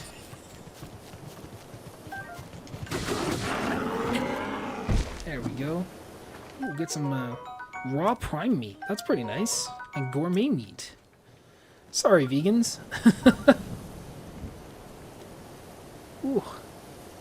Hello to Universal Legend. Let's see, you should get some shock arrows, go to Hyrule Castle, and get... Yeah. We could probably try to head over there. I don't even know where I am on the map right now. Quite far away from where I thought I was. I'm not even making any progress towards the tower that I wanted to get to. But it's kind of difficult given the rain. Unless it's stopped now? It looks like it's done with. I'll see if I can try to climb the tower, and then maybe I'll get a little bit closer to the castle and, you know, start getting a bit of stuff here. I might have to wait until a little bit later to pick up the Zora armor so I can climb up that waterfall. I don't know, I'd love to get this shrine that it keeps telling me about, but I can't even tell where it is. More bananas. Might as well. I don't remember what the effect they give you is, like when you cook them up. But something about them, I don't know, I seem to remember that they were pretty good. Let's see, the shock arrows are for getting weapons. Yeah, fair enough. So let's see. Maybe for now I will give up on that. Let's see, Hyrule Castle is like somewhere in this area, isn't it? We'll go back to the Great Plateau and I will go ahead and just dive bomb and hope that we can do something cool about it. Just like those stupid electric keys. Yeah. I remember there were quite a few of those, the towers very early on where, like, you try to climb up it or you try to fight back and then they just shock you and you lose all your weapons. And while you're picking them up, you just get ganged on. Not fun, man. And apologies if I'm not being, like, super optimal with this here. Like, I don't even know. I'm very much casual when it comes to Breath of the Wild and basically all of Zelda in general. So if there's, like, a strategy that sort of works better... Oh, no, I don't want to do that. If there's some sort of general strategy that, like, helps this go along a little bit better, then feel free to let me know. This is sort of like a joint playthrough at this point.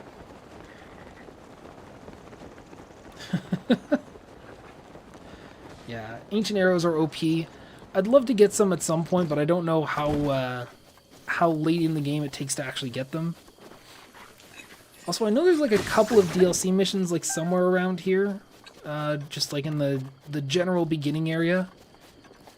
I don't know. I don't know if I'll do the side missions just to get the random DLC items. There are a lot more like references to other Zelda games. But we'll just have to see. Anything neat in here?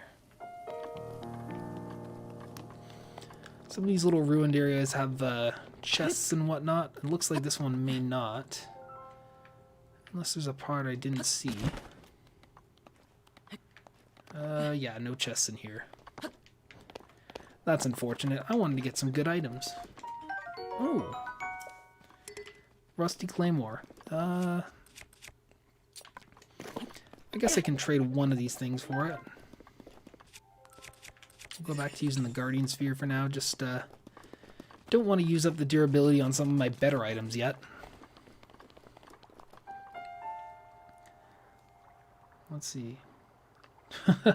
Do I need rupees? I bet the strat is that... Oh, dang. I could have got another Korok seed over here. You know what? Let's just do it. Before I forget about it. You can let your stamina run out and the glider will let you reopen for a split second. I didn't actually know that. I guess that would have saved me like a whole bunch of deaths from my original playthrough. But yeah, I bet the money-making strat is probably that snowball minigame. I remember that one. Like, supposedly there's a very easy setup where you can just, like, always get a strike and get, like, 300 rupees, I think, for winning. Oh, man, am I gonna make it? I don't want to drown. I don't want to drown.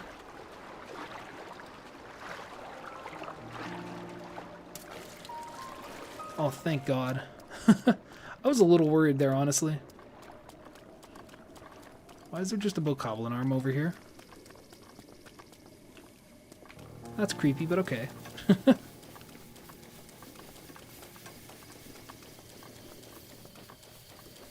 There's a heart and stamina duplication glitch. Really? Dang, how many glitches are in this game? Nintendo, you gotta do your thing, man.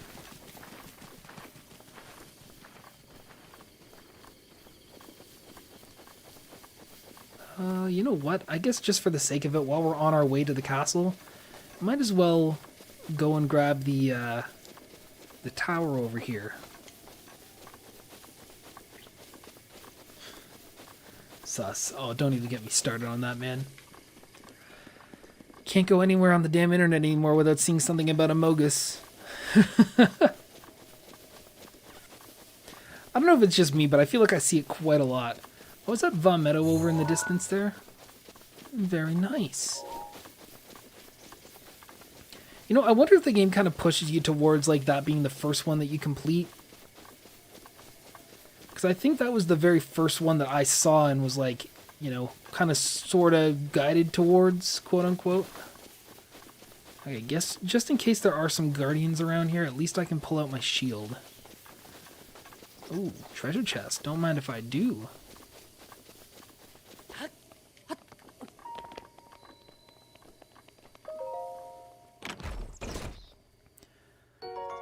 Oh, there we go. There's a little bit of money. I will certainly take some of that. Oh god, there's a guardian. Alright, hide, hide, hide.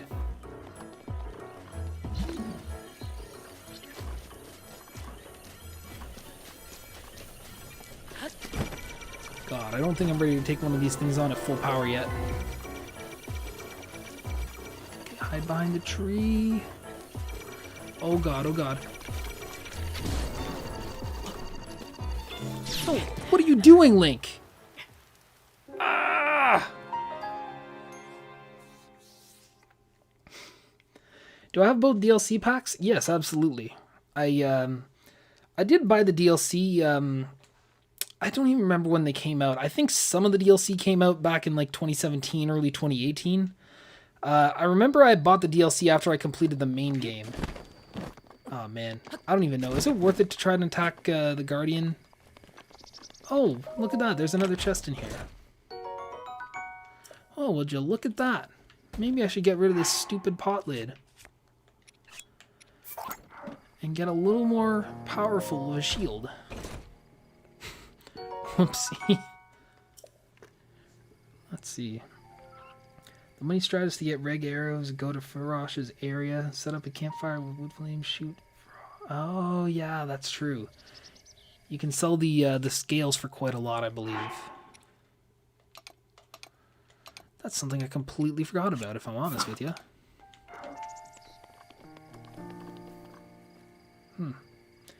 Reset the campfire, repeat until you got no more arrows. You can get the Majora's Mask near the lake I was at. Huh. Okay. You know, it's kind of funny having to, like, relearn this stuff. Okay. There's a Guardian over there. And a Bokoblin on horseback, which is kind of a scary thought. I kind of hope that...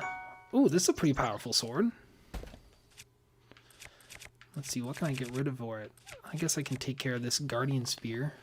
I don't think I want to throw it because I don't want to get anyone's attention caught.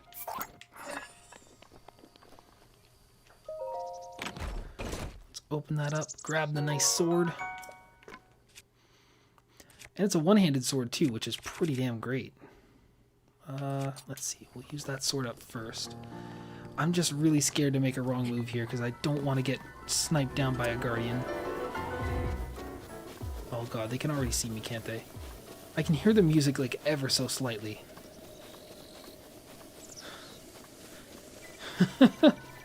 Pot lid suit label combo, uh-oh. Though, this might be... Wait.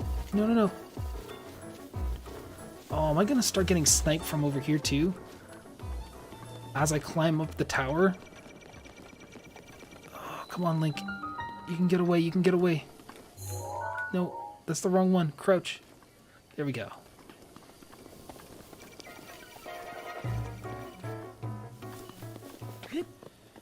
I think that one's stationary, so as long as I stay on this side of the tower, I think I should be safe.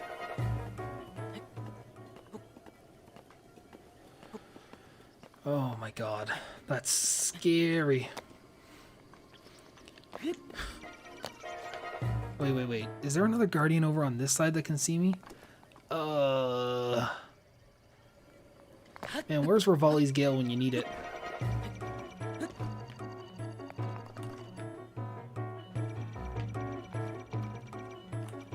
Man, can I be in any worse of a spot right now? Oh god, that was close. That like singed my hair. Okay, now this Guardian can see me. And now he can't. Okay. I think once you get high up enough, their range is a little bit gimped. Oh, thank god. Let's see, do I know about whistle running, wind bombing? I learned about whistle running just earlier. I do not quite know what wind bombing is. There are probably strats that I probably could learn. Oh my god, why are they both on me now? This is actually goddamn stressful. Like, I kind of forgot how difficult the beginning of Breath of the Wild actually is. I probably should have taken that into consideration when I decided to stream the game. But there we go. We got another tower down. Got a little bit more area solved here. And we're feeling a little bit better, I will say.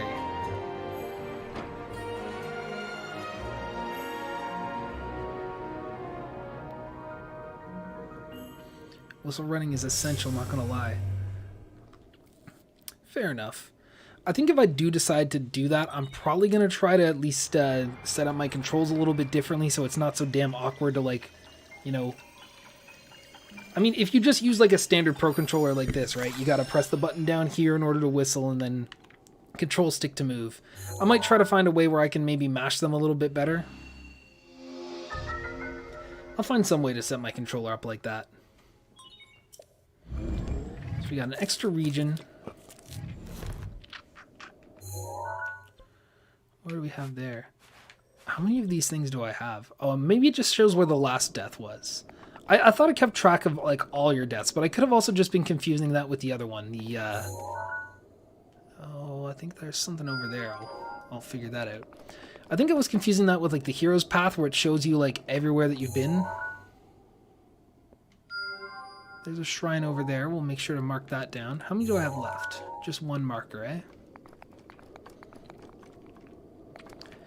You know, that's kind of the funny thing. I feel like in everyday conversation, you might think as a Canadian that I say A much more often than I need to.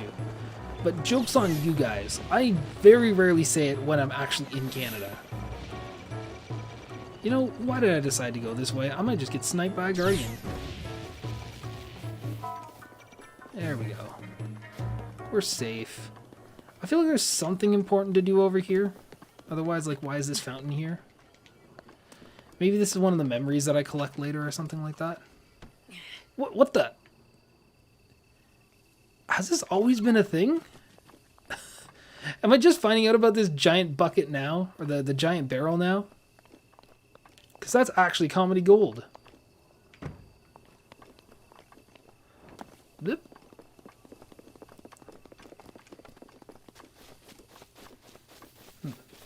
Whistling B with the Joy-Con, yeah. I've been told we'll definitely get something going on the next stream, yeah. Oh Jesus! All right, bad guardian, bad guardian. Oh, don't you run up on me! What? Link! When your shield is pulled out, why don't you face him? Ah!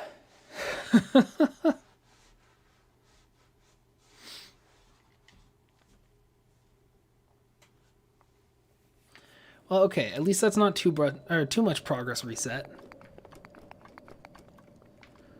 Let's try to avoid Guardians as much as we can.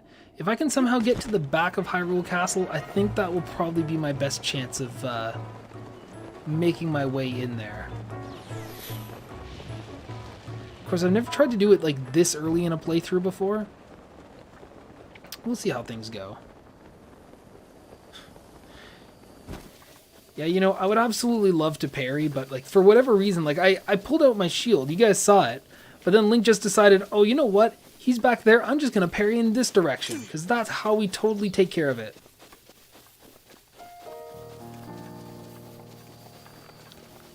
Alright, well there's some more towers over there. Maybe even getting one of those might be nice.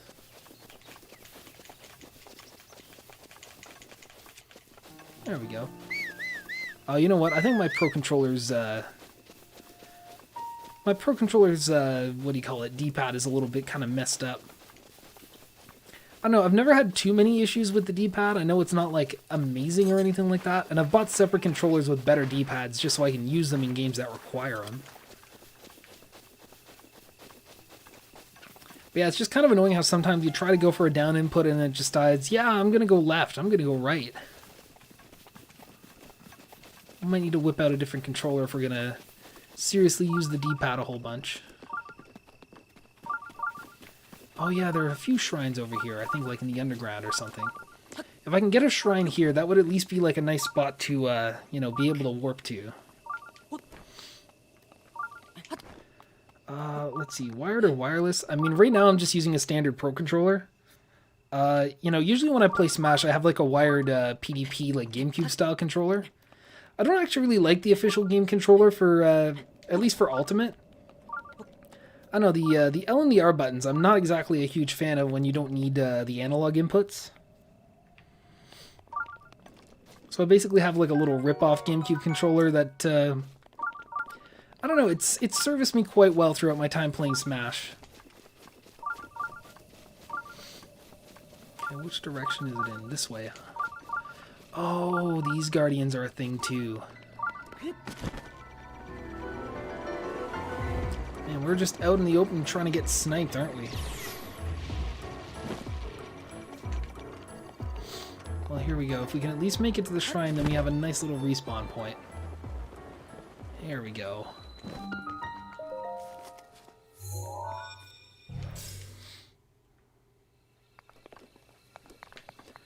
Here, we'll go in here.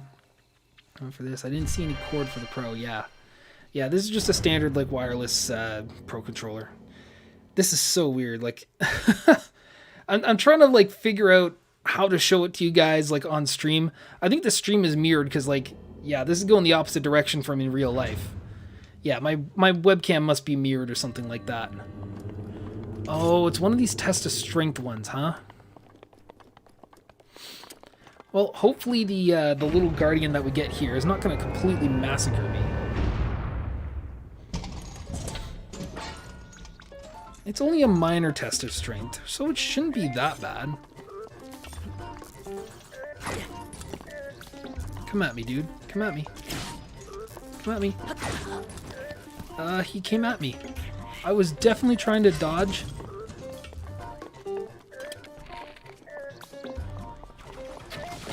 Oh god, those things are so terrifying when they do that.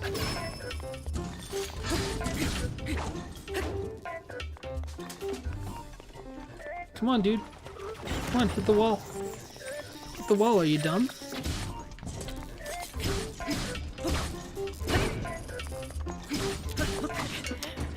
Bro, come on, man. Has anyone had problems with a Pro controller drifting? I mean, not in the same sense of like Joy-Con drift. I don't know. I've definitely had some instances where there have been some very weird inputs like on the D-pad of my Pro controller. But, you know, never to the point where people are talking about like Joy-Con drift. I've been pretty lucky to actually like not use the Joy-Cons all too much. So I think I've been kind of lucky in the sense that's not what I want to do. I've been lucky in the sense that like none of my controllers have really been affected by that. I know that it is a problem and like it absolutely needs to be solved. But I don't think Nintendo's ever going to admit that they kind of messed up with the Pro controller. Let's be real here. Oh, what the hell? Since when can this thing shoot damn lasers at me? Okay, come on. That was a cheap shot. That was a very cheap shot. Let's get some food.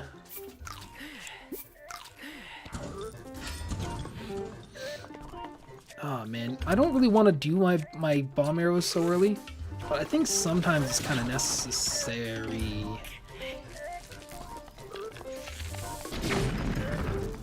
Wow, that didn't even do any damage to it.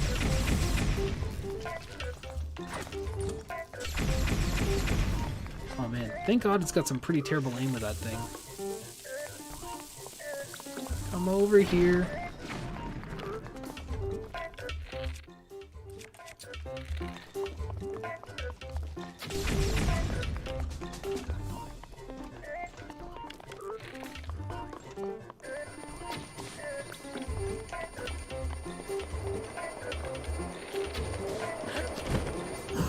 Oh yeah, now we can take it out pretty easily.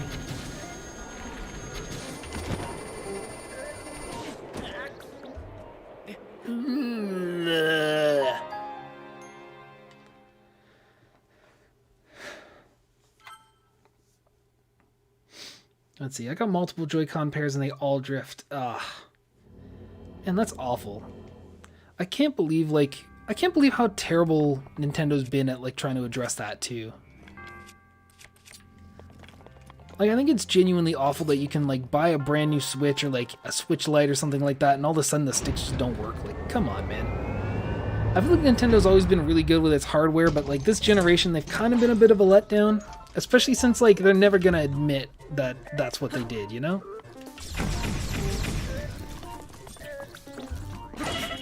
Oh, come on, really?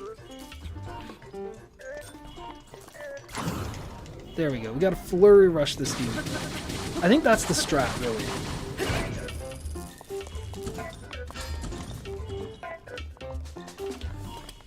Now he's going to do his thing. Oh my god. I thought I was out of range for that, to be honest with you. Wow, is this really going to be how we, like, finish off the stream, is just getting murdered by a guardian like a million times? I certainly hope not. I would like to get through this shrine, because this shouldn't be nearly as difficult as these guardians are making it out to be. Readjust. We'll get ourselves all fixed up, and everything will be okay.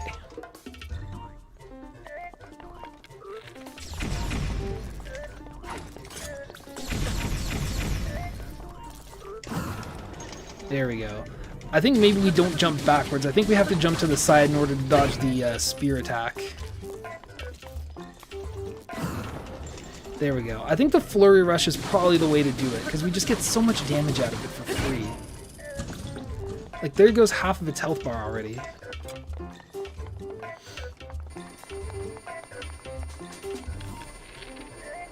So, snipe him from afar.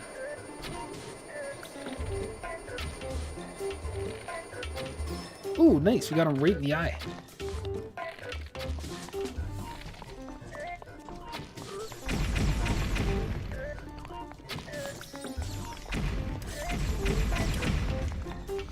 Come on, get over here, you coward. Ah, come on, man.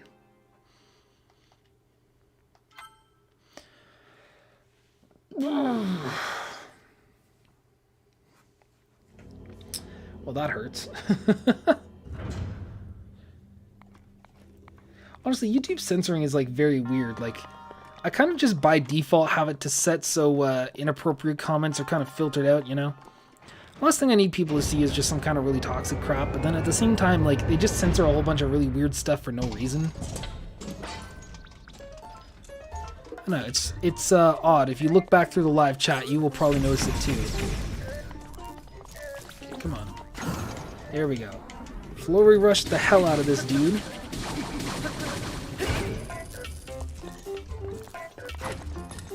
Come on. Come on. You can do it. You can get punished the fuck out for it. Oh, he's gonna do his little laser move now.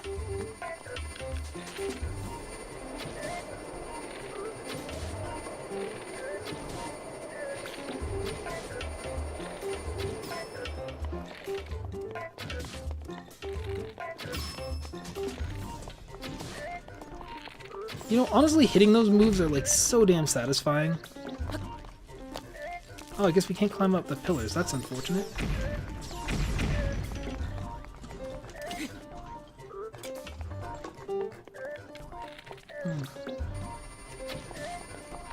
Gonna spin to win again.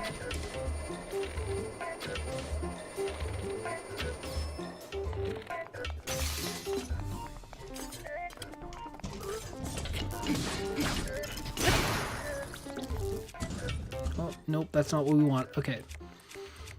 We're very close to ending the fight here. I'll just use another broadsword, I think, for now.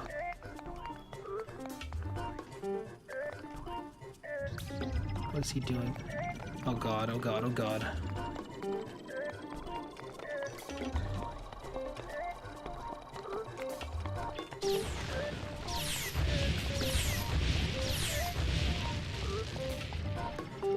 Oh, come on, Link. You can do it again.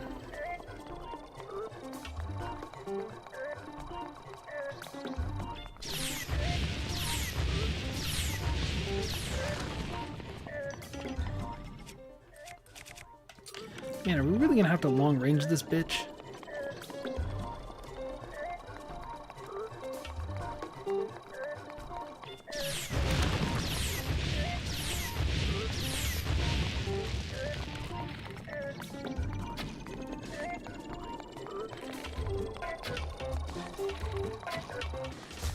Oh, there we go. Thank goodness.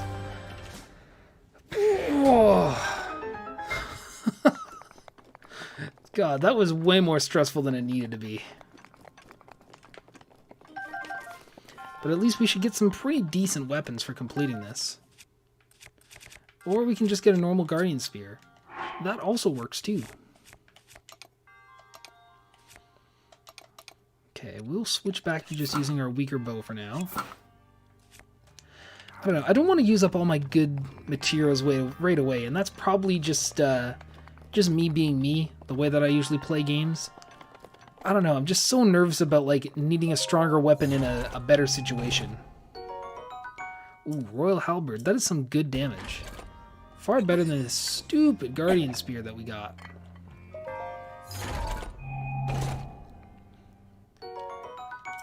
Very nice. Well, we are not going to use that right away. I guess for now, I'll stick to my Claymore. And we'll go ahead and get another Spirit Orb, and we'll be on our merry way. Sweet.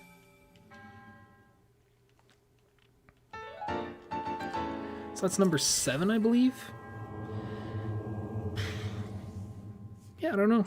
Looks like we're getting a little bit better here.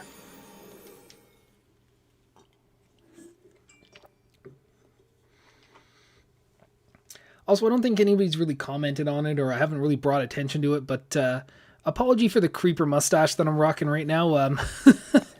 There is a little bit of a story behind that, I guess.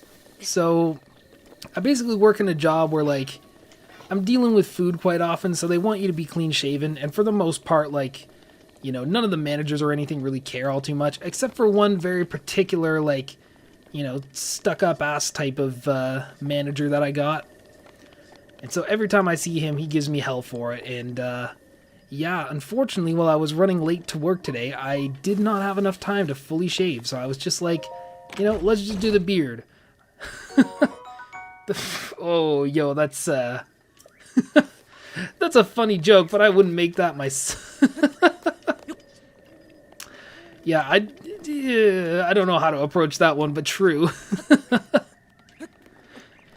Yeah, I don't know. I just decided, you know what, I'm going to be wearing a mask anyways, so, like, nobody's going to actually see my face proper. So what the hell, let's just do the beard. And I did not consider that this makes me look like a huge creep. So there you go. Ooh, that's a big boy. The very scary moblins. These enemies probably actually have legitimate names that I've just forgotten over time. Actually, hold on. Is there anything in here? I know quite a lot of these. Yeah, they have chests around here. Yeah, I don't know. Are we going to start calling this the Smash Stash or something? We're getting a pretty decent amount of bomb arrows, honestly. I don't have more bomb arrows than regular arrows. Now, I don't quite remember. Can I just access the castle from pretty much anywhere? I know that you can't just, like, waltz in the front door. Oh, there's another chest over here. That's quite nice. Some more ice arrows. Sweet, man. Okay. Let's fly over here. Hope we can avoid that guardian.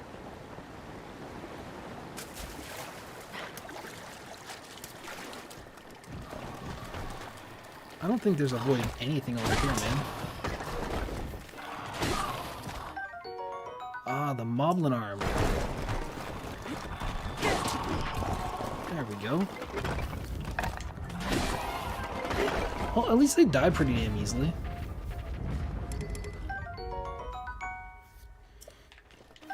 Also, getting more monster parts is pretty nice. I think they let you upgrade some stuff at some point. I know we're not quite at the Great Fairies or anything like that. We can't really, like, enhance our armor. We don't even have any armor other than, like, our regular clothes yet. But once that happens, man, that'll be freaking sweet. We're on the outside of the castle now. I just need to stretch over and get to the back of the castle, because I think that's the easiest entrance. And if I can at least complete the shrine that's, like, inside, like, at the very beginning of the castle, then we'll be golden. We'll have access to that whenever we need to. Oh god, oh god, oh god. Oh, maybe next thing that I might need would be a Korok leaf. Because that would be like prime, easy, #1 way of getting into Hyrule Castle. Please tell me the Guardian can't see me in the water. Because I'm like literally a sitting duck right now. Oh god, oh god, oh god. Oh god. I didn't know he would get that close to me. Yikes.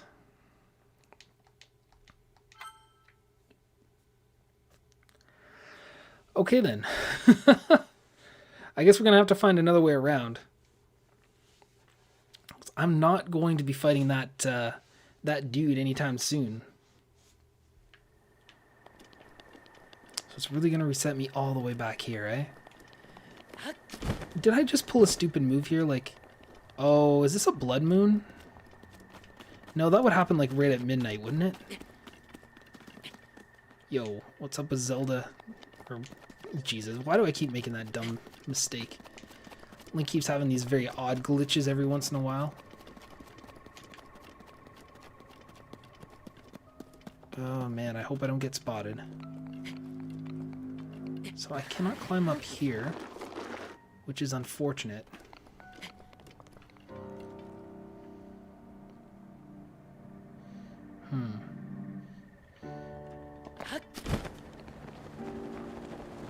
I know this Ganon gunk would hurt me if I step into it. But I wonder if I can find my way around it without getting sniped by this Guardian. How much does this deal? Oh, it's 1.5 hearts. That's quite a lot. Okay. Wait, does it deal perpetual damage? Oh god, oh god, oh god. Okay, let's what's something I have a lot of? I guess I can just eat some apples for now. There. Oh, and then there's like a whole path that I have to go to get the Korok seed.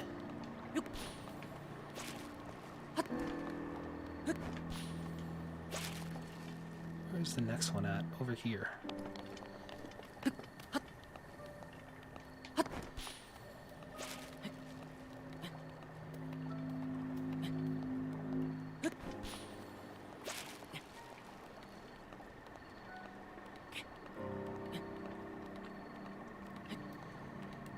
Ganon gunk. Yeah, that was probably not the best way to word it, but that's kind of what it is, isn't it? Oh, I didn't want to do that. Boy.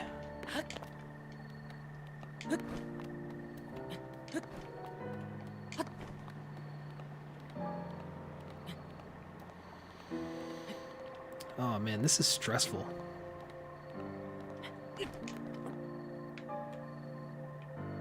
Oh, I thought I just got spotted for a second. Thank God I didn't.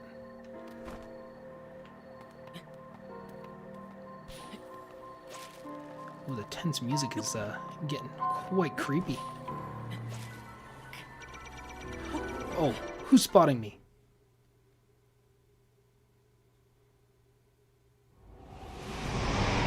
What is going on?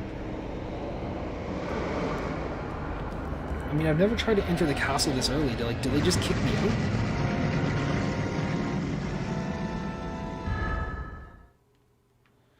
Or it's just something like that. Oh, come on, really?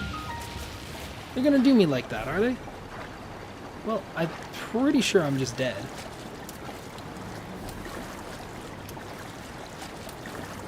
I don't think I'm making it back from here. Ah. Well, rest in peace, Link. I guess this was not the right way to go.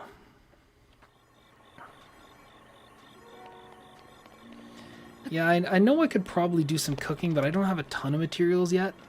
I'll probably save some of the cooking stuff for when I'm a little more well endowed. Not in that way. Get your mind out of the gutter.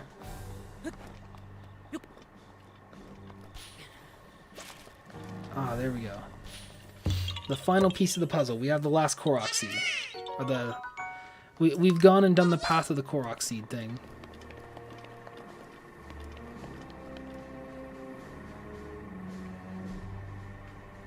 I don't know where that spotlight went, but I really don't want to get caught. This is really weird. Like, I feel like I've never really had that much sense of a dread. Wow, that came out really stupidly. I never had like this much of just a general sense of dread from playing a video game. Okay, let's hope that he cannot fire from me down there.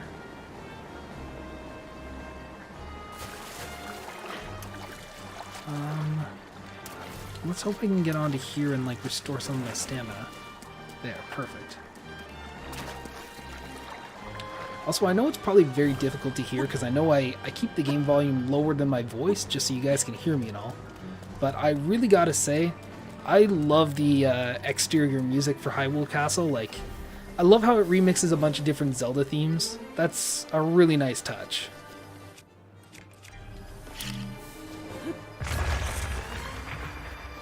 You know, I will say, like, it's really weird how Breath of the Wild doesn't have all that much music compared to a lot of other Zelda games, but this is probably the best track in the soundtrack.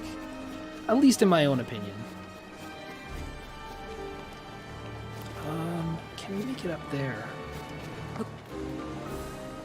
We might be able to.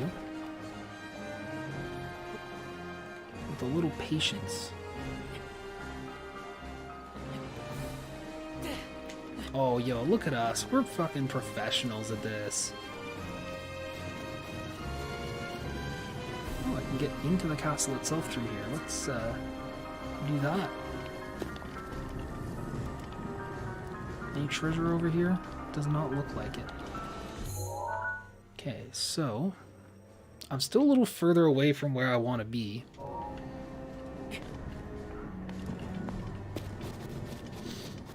And again, I still don't want to really get captured. You know, just in case something goes bad, I think I'm going to give myself like a hard save here. Let's see. Cooking during a blood moon results in food being better. Really? I feel like I'm learning like just as much as, you know, a newcomer to the game. I feel like there's so much from Breath of the Wild that like even a full playthrough does not really fully tell you everything that you need to know about the game. Alright, is there anything good in here? Ooh, that's some good money. Don't mind if I do. I guess that's the benefits of royalty.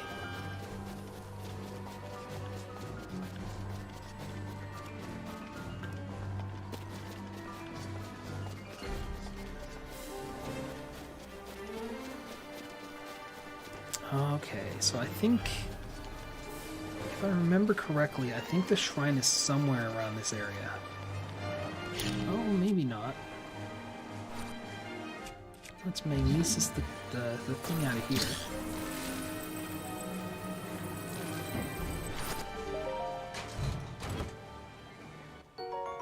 Oh, there we go. Our first ancient arrow. I'm definitely going to need to save that for a situation where I'm in a bit of a bind.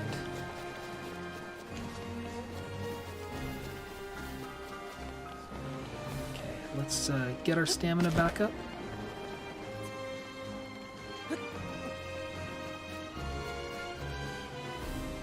Okay, if I sneak by, will he completely avoid me? That's the question.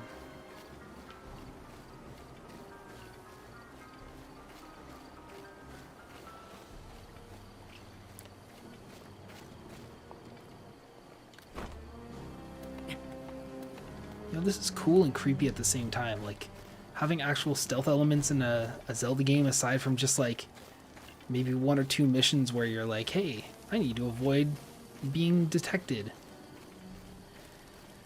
Man, you know, even like the Yiga Clan stuff, like I really am not looking forward to doing those missions whenever those come up, because God, during that first playthrough of mine, like I can't tell you how many times it took to actually complete it. Alright, well, I don't want to get murdered by guardians over here. So let's go down into the mines over here and hope that there is no crazy enemy out here willing to kill me. Bomb arrows, that's pretty nice. Yeah, I don't know, they're so sensitive, the different Yiga clan missions. Like, you make a single wrong move, they like detect like a single pixel of your hitbox or whatever it is, and then you're just dead and there's nothing you can do about it. Okay, I don't think the mine shafts are going to necessarily get us anywhere that we need to go, but it's at least good to be in this general area. I feel a little bit safer when I'm not like out in the open in front of these guardians. Ooh, nice, some topaz, some flint, and a sapphire. Well, that's pretty nice. There's some more over here. What's through over here?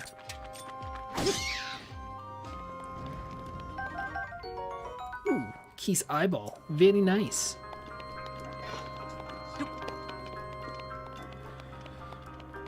Oh man, getting further and further into the castle is actually just kind of creepy, like this early on. I remember my first playthrough, I kept it very much to the books, like I would go and visit, what is it, Kakariko Village? That's where I started off. And then from there, somehow I just randomly ended up in the top corner of the map, and I started going after Va Meadow. And then just kind of worked my way around the map from there. But you know, that's kind of the beauty of such an open game like this, and being able to do multiple playthroughs of it, is just every time you can try a different strategy and see what works better. Definitely worth selling Opal, Ruby, or any ore. Yeah, at least for right now, that's probably what they're going to end up doing, is just sitting in my inventory until I can sell them. Oh, nice, get an acorn. Shock arrows, fire arrows. Wow, we are actually loading up on some good stuff in here. Okay, there's that guardian over there that I don't really want to deal with. Oh god, I think he spotted me. Well, I don't want to make the biggest deal of anything right now. I'd rather not use my bomb arrows if I don't need to. I especially don't want to use my ancient arrow right now. So I wonder if I can just get up here without having to fight him. Oh, this is a pretty steep wall. I don't think I can make it up. Okay. I want to be somewhere in the back down here. Oh man, I don't even know. Do I just try to parry? I think I'm gonna try it. Worst case, I have a save like right over here.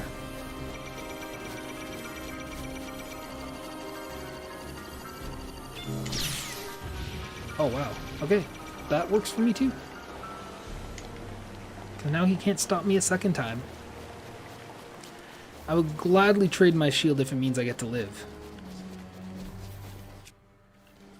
You know what? I don't want to use all the duration on some of my weapons, so I will gladly bomb away at these walls. Oh, we got one of the dragon scales already. Interesting you just have it lying around in a chest, but I will certainly be happy with it.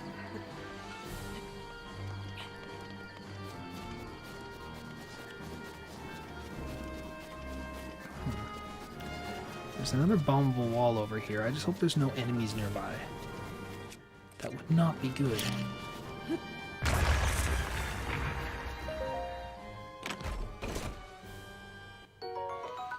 Some more shock arrows. Pretty nice.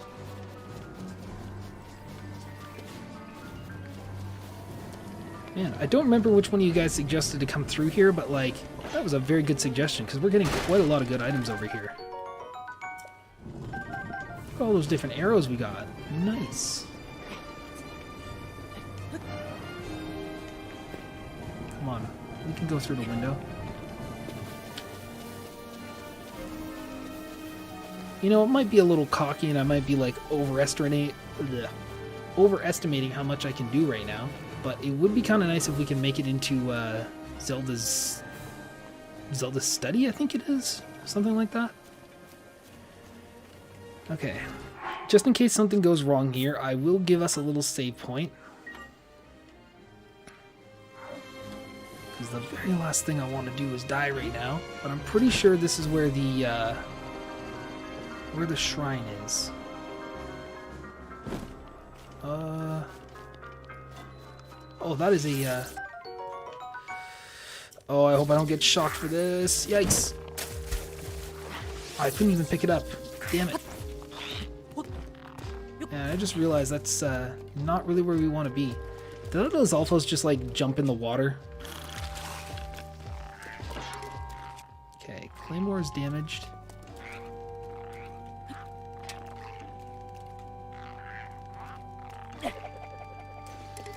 Okay, the Great Flame Blade. That's actually really nice to have this early on. You know, that'll give us, like, instant fire wherever we need it.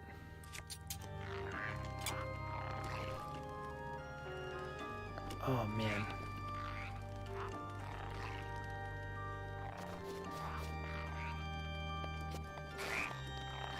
What's this in the wall here? Oh, I think that's just a chain of some sort. Okay, well, as long as those Lizalfos don't notice me, I think I'll be okay.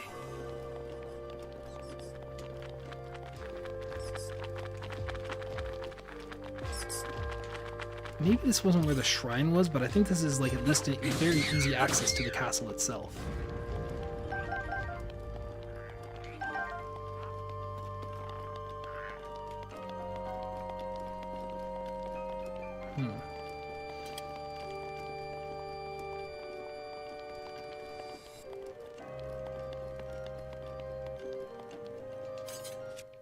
Should we use the flame blade? I guess we can, just to set fire to this. I think we get something for this.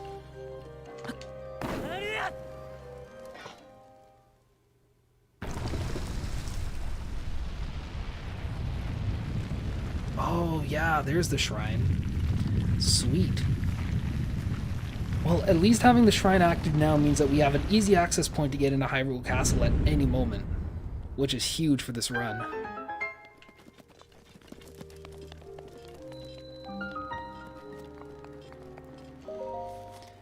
I don't know, as long as this isn't like a major test of strength, we might as well just try to get the puzzle done too.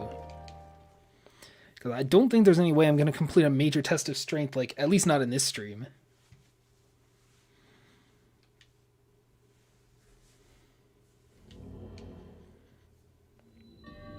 Yep, we are not doing that today. That is going to be the end of us. Shrines are like checkpoints in Odyssey. Yeah, for sure. Like, this is so important to us right now. Because, you know, even if things go terribly wrong, we have quick access just to get back to Hyrule Castle. There are some pretty powerful weapons and stuff that we can get in here. Probably multiples of if we come back. Like, that flame blade is huge.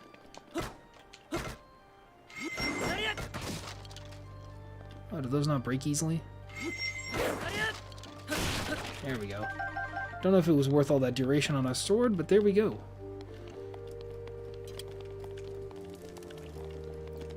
Wow. I guess we can keep venturing, like, you know, as long as we don't get ourselves caught in some point that we can no longer return from. What's through here? I don't even remember.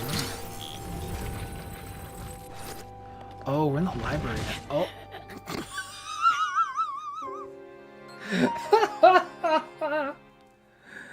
Oh my god, dude. Physics.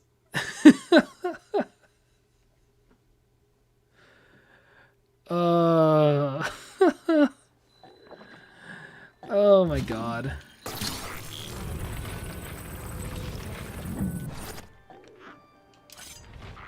Oh man. I don't know if I'm ready to take on this dude or not.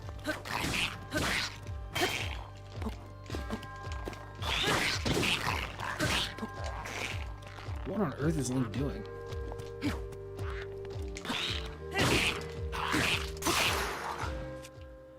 Alright, let's use the Forest Dweller Sword.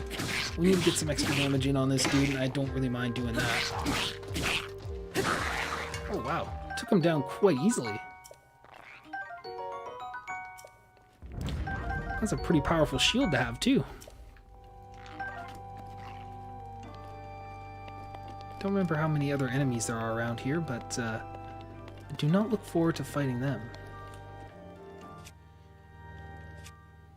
Okay, we'll stick maybe with the Traveler's Shield for now. I don't want to use up all my powerful weapons right away. Maybe we'll just go back to the boomerang.